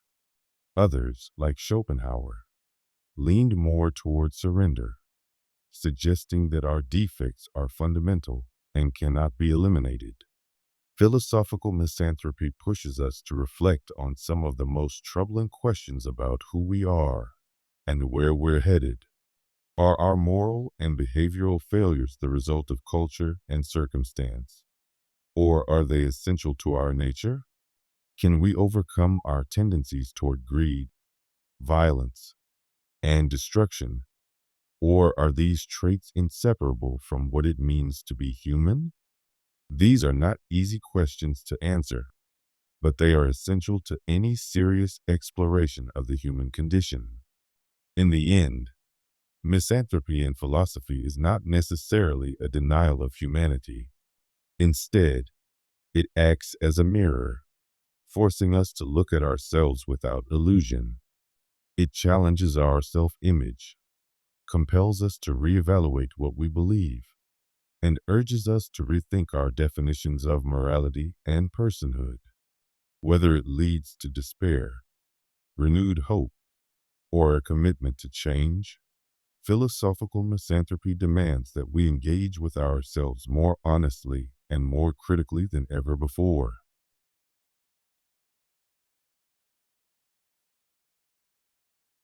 Eco-philosophy. Modern civilization has created a world that frequently overlooks its natural origins. Cities expand, materials are mined, and ecosystems are altered, all to serve human purposes. But we must ask, at what expense? Eco-philosophy, along with the concept of deep ecology, directly questions this dominant perspective, urging a reevaluation of how we engage with the natural world. These ideas challenge the belief that humanity occupies the central position in existence, instead advocating for equal respect among all forms of life and ecological systems. Eco-philosophy encompasses a wide range of thought, examining the ethical, spiritual, and philosophical aspects of our relationship with the environment. It's not simply about conserving forests or protecting wildlife. It invites a transformation in how we view and interact with the living world. It stands against anthropocentrism, the belief that human beings are inherently more valuable than other creatures, and that the planet exists merely to serve us. In contrast, eco-philosophy proposes an integrated worldview where people are not separate from nature, but a single element within a vast, interconnected system. Among the most significant movements within this philosophy is deep ecology, a term introduced by Norwegian philosopher Arne Næss in the 1970s. Deep ecology extends far beyond the typical concerns of mainstream environmentalism. Issues like pollution control and efficient resource use. While those matters are relevant, deep ecology suggests they merely address symptoms rather than the core problem, the flawed way humans relate to the natural world. Rather than viewing the environment through a utilitarian lens, deep ecology encourages a profound appreciation for the inherent worth of all living things. In this view, a tree holds significance not because it produces timber or purifies the air, but because it has its own right to exist. This shift in thinking confronts the exploitative patterns that have fueled human development and instead encourages us to perceive nature as a community of which we are members, not masters.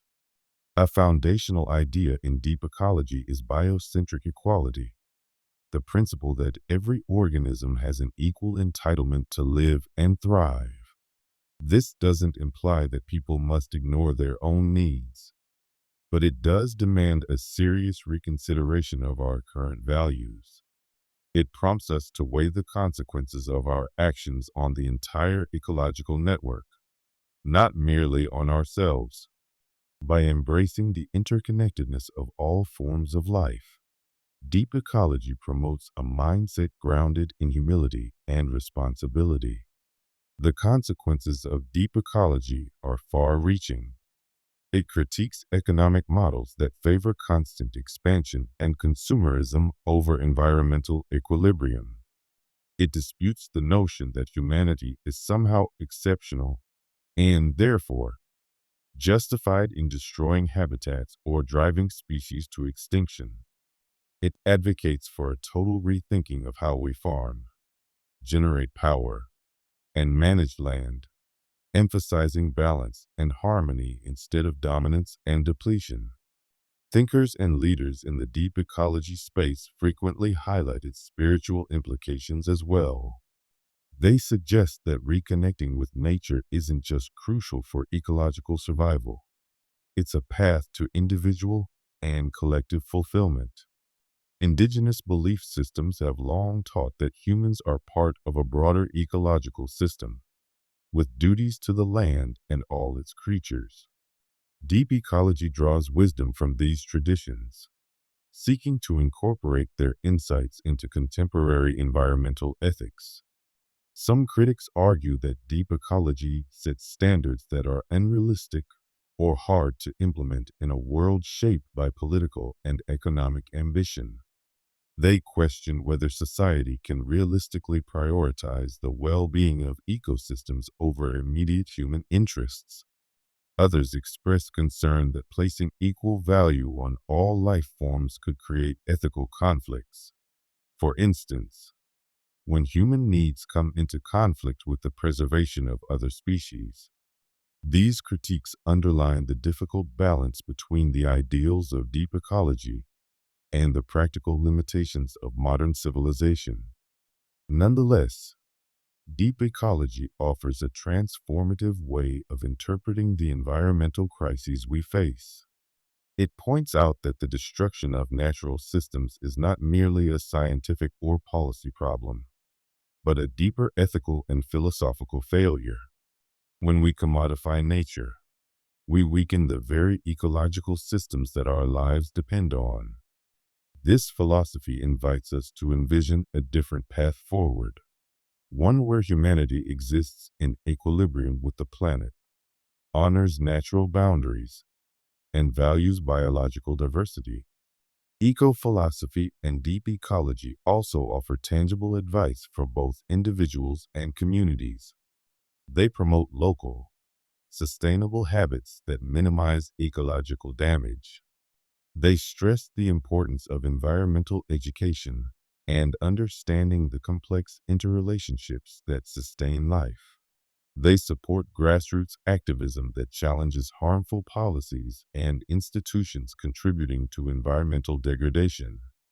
While these actions may not resolve all ecological issues, they represent essential steps toward aligning human behavior with the principles of deep ecology.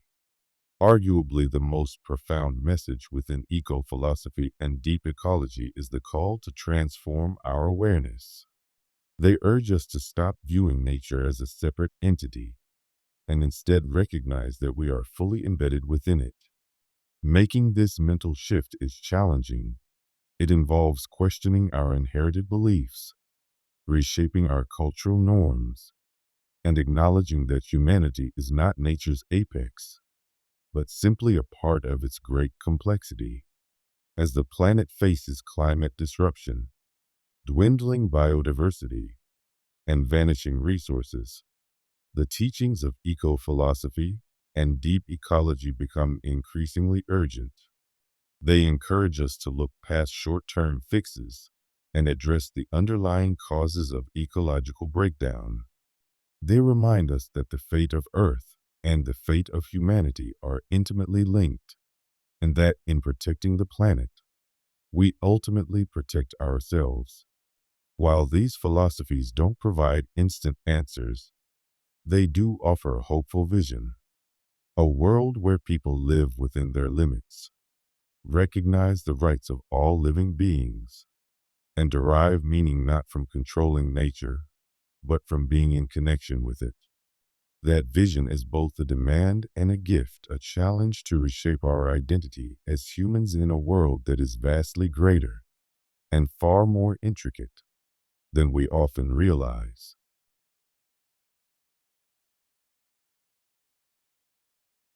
The contradiction at the heart of freedom. Freedom stands as one of humanity's highest ideals, yet it is often entangled in conflicting truths. The contradiction at the center of freedom lies in the clash between our longing for total self-rule and the necessary limitations that make such liberty possible.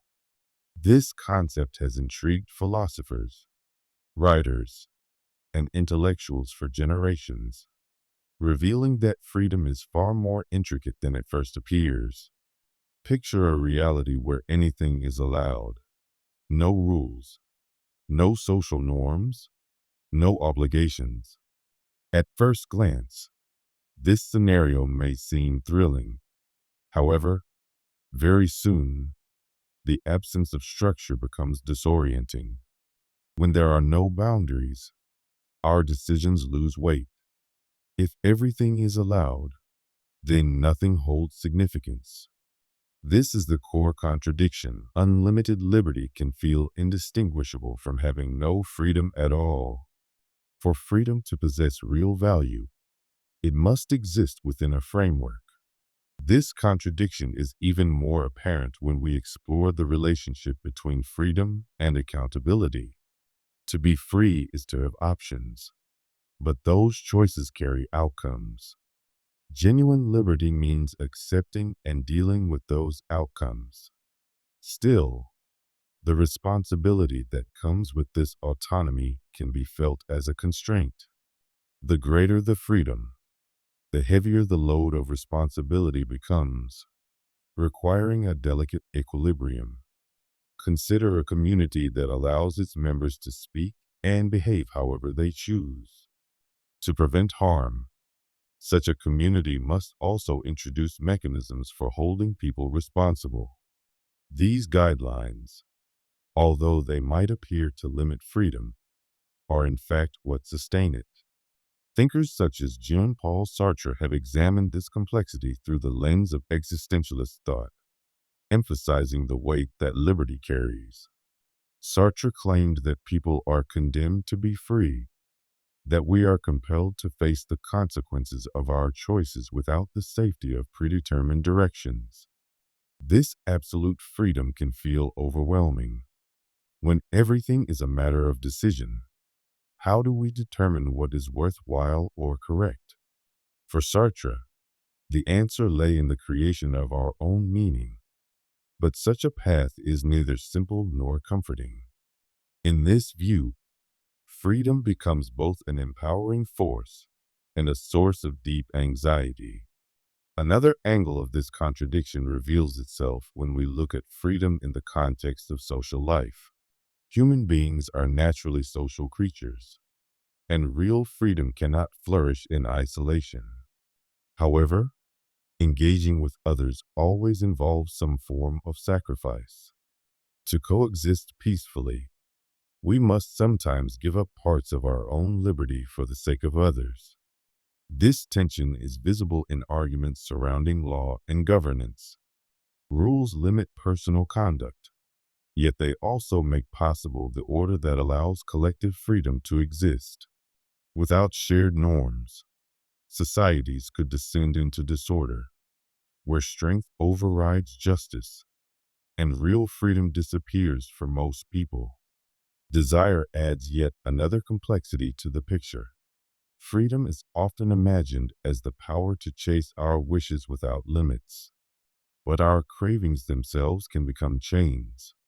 Whether it's addiction, fixation, or relentless ambition, these forces can pull us into cycles of dependency that weaken our ability to act freely. In this light, following every urge may actually rob us of deeper, truer autonomy, the kind rooted in alignment with our authentic selves. This theme is central to Stoic philosophy, which asserts that genuine freedom is found not in external conditions, but in control over our internal state.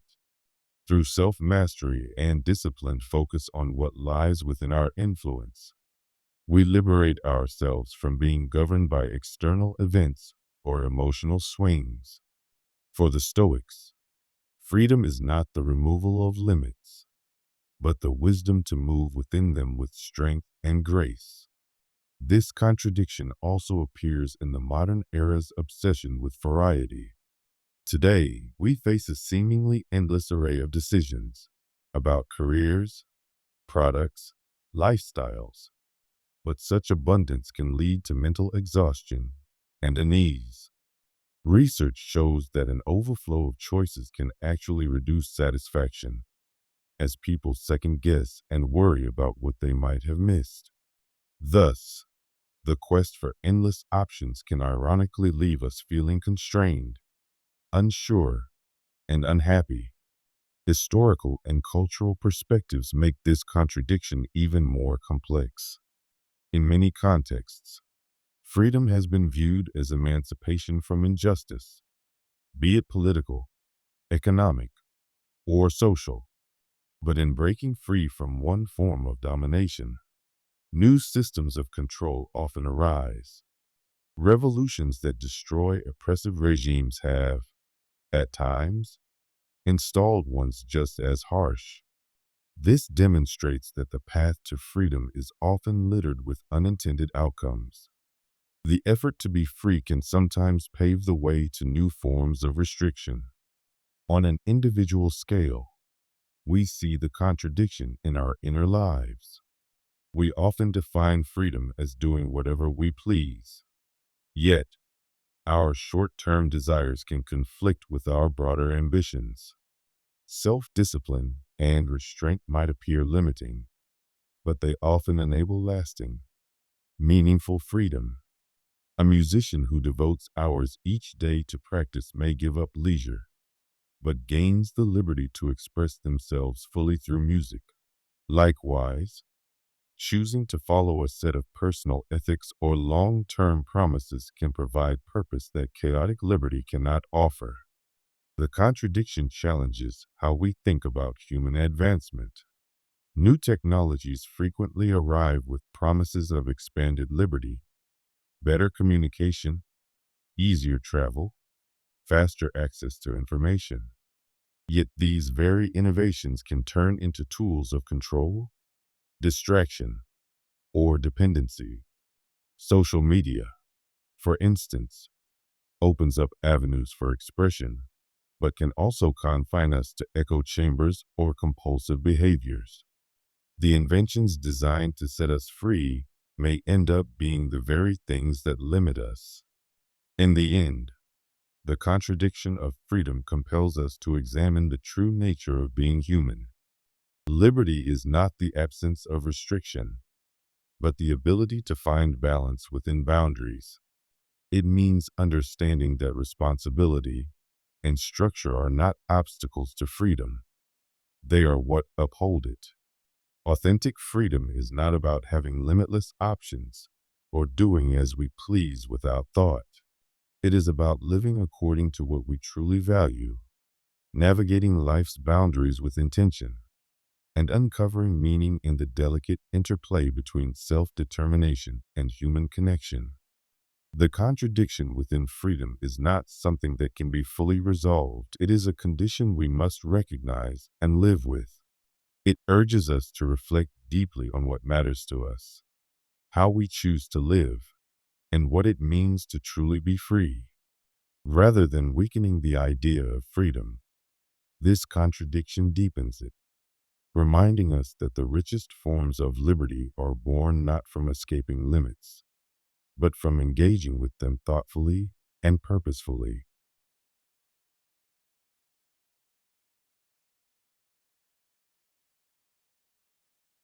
The hedonistic treadmill.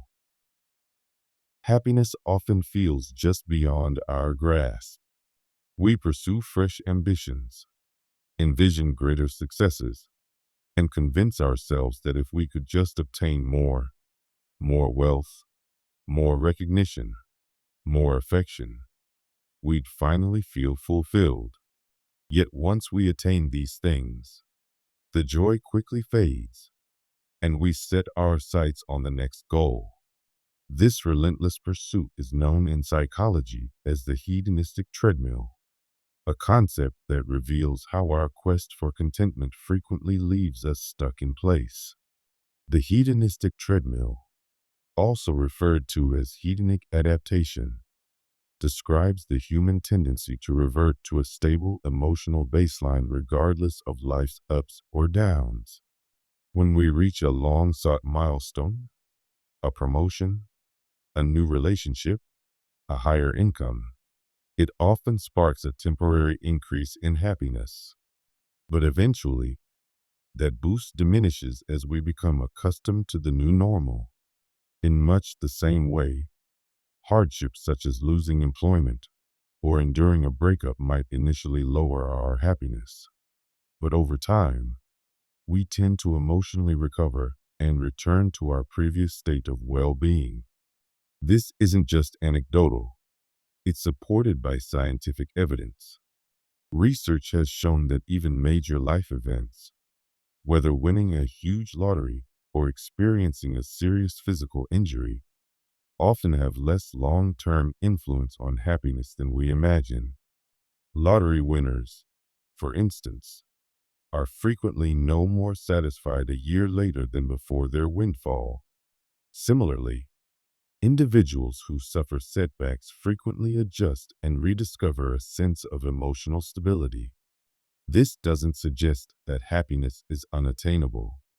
Rather, it implies that our beliefs about what will bring happiness are often mistaken. We assume that external shifts, money, titles, belongings, will radically enhance our lives, but reality proves more complex. As we adjust to new circumstances, what once seemed incredible becomes mundane. The house we dreamed of becomes simply a place to live. The career we once idolized turns into routine work. This adaptation is what fuels the treadmill, constantly driving us to chase after what's next, hoping for a lasting sense of joy. This pattern is deeply rooted in our evolutionary past. Our early ancestors faced environments where constant effort was essential for survival. They had to be in continuous pursuit of food, protection, and resources. Those who were complacent didn't survive to pass on their genes. That ingrained drive to seek more served us well in the past. But today, it often leaves us perpetually unsatisfied, no matter how much we accomplish or acquire. Recognizing the hedonistic treadmill can help us loosen its grip. One key understanding is that external markers of success, like money or status, offer diminishing returns in terms of happiness. Studies reveal that financial resources can enhance well-being only up to a point, mainly by covering essential needs and easing financial pressures. Beyond that threshold, accumulating additional wealth brings minimal improvement to overall life satisfaction. Yet despite this, many people continue the chase, convinced that the next paycheck or promotion will finally bring contentment. Another strategy for stepping off the treadmill is to invest in experiences over material items. Research consistently shows that activities like travel or time spent with loved ones produce more enduring happiness than accumulating possessions. This is largely because experiences foster connection. build lasting memories, and deepen our bonds with others, while physical items tend to lose their appeal over time. Cultivating gratitude can also counter the effects of hedonic adaptation. By actively recognizing and appreciating what we already possess, we shift our attention away from what we lack and toward what's already present. Studies have found that practicing gratitude can increase emotional well-being, lower stress, and strengthen relationships. It helps remind us that true contentment isn't about acquiring more, but about recognizing the value of what's already within our reach. Mindfulness, too, is a powerful practice for escaping the treadmill. When we learn to stay aware of the present moment, we become more attuned to the simple joys of life, without always needing to reach for something more. Mindfulness helps us catch ourselves in the cycle of craving and reminds us that happiness is not a distant endpoint, but a way of experiencing life right now. Though the hedonistic treadmill highlights the difficulties of sustaining happiness, it also speaks to our adaptability. Our capacity to emotionally rebound from both joy and hardship is a sign of human resilience. Life will always contain peaks and valleys, but understanding the nature of hedonic adaptation equips us to face these shifts with more awareness and steadiness. Importantly, recognizing the treadmill doesn't mean we should abandon ambition or stop setting goals. Aspiration and progress remain vital aspects of human existence. However, it does invite us to reflect on why we pursue the things we do, and whether those pursuits truly provide the satisfaction we hope for. It encourages us to pause and ask, are we moving towards something that holds real meaning, or are we simply circling endlessly? In the end, the treadmill isn't solely about the things we desire. It's about how we live. By focusing less on outward success and more on inner peace, we can start to step away from the endless loop of striving. This shift helps us embrace a more grounded, lasting kind of happiness. While the drive to seek more may be part of our human nature, through mindful awareness and deliberate intention, we can learn to walk at our own pace, enjoying the path rather than obsessively chasing an imaginary finish line. The challenge of suffering. If our world has the capacity to generate beauty, happiness, and love, why does it also harbor pain, sorrow, and cruelty? This age-old question, referred to as the problem of suffering, has troubled humanity for generations. It challenges our ideas about life itself, the nature of right and wrong, and even the fundamental structure of reality. At its essence, the issue of suffering isn't only about understanding why pain exists, but also about what it signifies and how we ought to respond to it. Suffering manifests in many ways, from the physical agony of injury to the emotional torment caused by loss or heartbreak. It is an unavoidable part of life, woven into the very nature of being. What makes suffering especially puzzling is how universal it is. No one escapes it. Whether someone is wealthy or struggling, influential or powerless, every sentient creature encounters suffering in some form. This shared condition raises profound philosophical concerns. Is suffering inevitable? Is it without order or intention? Or does it serve some hidden function? Philosophers and scholars have addressed the topic of suffering through many different lenses. In the context of religious belief, suffering presents a significant dilemma. If a divine being is both omnipotent and benevolent, why is pain allowed to exist? This is a version of what's known as the problem of evil. a subject that has fueled endless theological discussions. Some claim that suffering tests one's devotion or fosters spiritual development. Others believe it's a result of free will, an inevitable outcome of our capacity to choose our actions. Yet these explanations often feel incomplete. They may account for some suffering but fall short when facing immense and senseless pain in the world, such as natural disasters, widespread illness, or tragic accidents that appear to strike at random. Non-religious perspectives tend to examine suffering through scientific and evolutionary frameworks. From this angle, pain has a functional role. It alerts organisms to threats. Without it, a person might not notice a burn or detect the warning signs of an illness. Likewise, emotional pain has survival value. Fear can protect us from danger, and grief helps us navigate personal loss and grow from it. From this standpoint, suffering isn't a punishment or a sign of moral failure, but rather an essential component of how life operates. Still, even if we understand why suffering exists, enduring it remains a difficult and painful challenge. This reality makes us wonder why life must be structured in such a fragile way. Existentialist thinkers like Friedrich Nietzsche and Jean-Paul Sartre offered another view. They saw suffering as an inescapable part of life that forces us to construct meaning in a universe that doesn't offer any on its own. Nietzsche once said that to live is to suffer, and to continue living is to find purpose in that suffering. He saw pain not as something to flee from, but as something to face and transform into strength and significance. Sartre, in contrast, believed suffering stems from our freedom because we can choose, imagine, and dream. We inevitably face disappointment, frustration, and loss. In this sense, suffering is not separate from being human.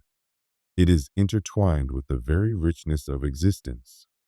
Another major perspective comes from Buddhism, which places suffering, called dukkha, at the heart of its teachings. The Buddha declared suffering as the first of the Four Noble Truths. According to Buddhist thought, suffering originates in craving and attachment, our longing for pleasure, permanence, and control. These desires clash with the ever-changing nature of life, leading to dissatisfaction and pain.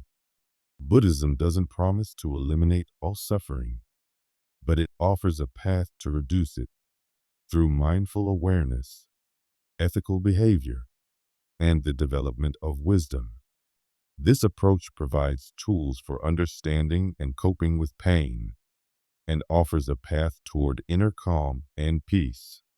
Contemporary psychology has also added valuable insight into the nature of suffering, especially how our minds process and amplify it. Studies show that much of what we suffer isn't simply due to what happens to us, but how we interpret those events. For instance, losing a job is undeniably difficult, but our mental narratives, such as "I'm worthless" or "I'll never recover," intensify the suffering. Therapeutic practices like cognitive behavioral therapy and mindfulness work to reshape these mental habits. They help individuals see situations differently and lessen the emotional burden of difficult experiences. In the modern age, the question of suffering has taken new forms, especially with developments in artificial intelligence and the vision of transhumanism. Some thinkers suggest we may one day be able to remove suffering altogether by modifying the brain or designing digital spaces that eliminate pain.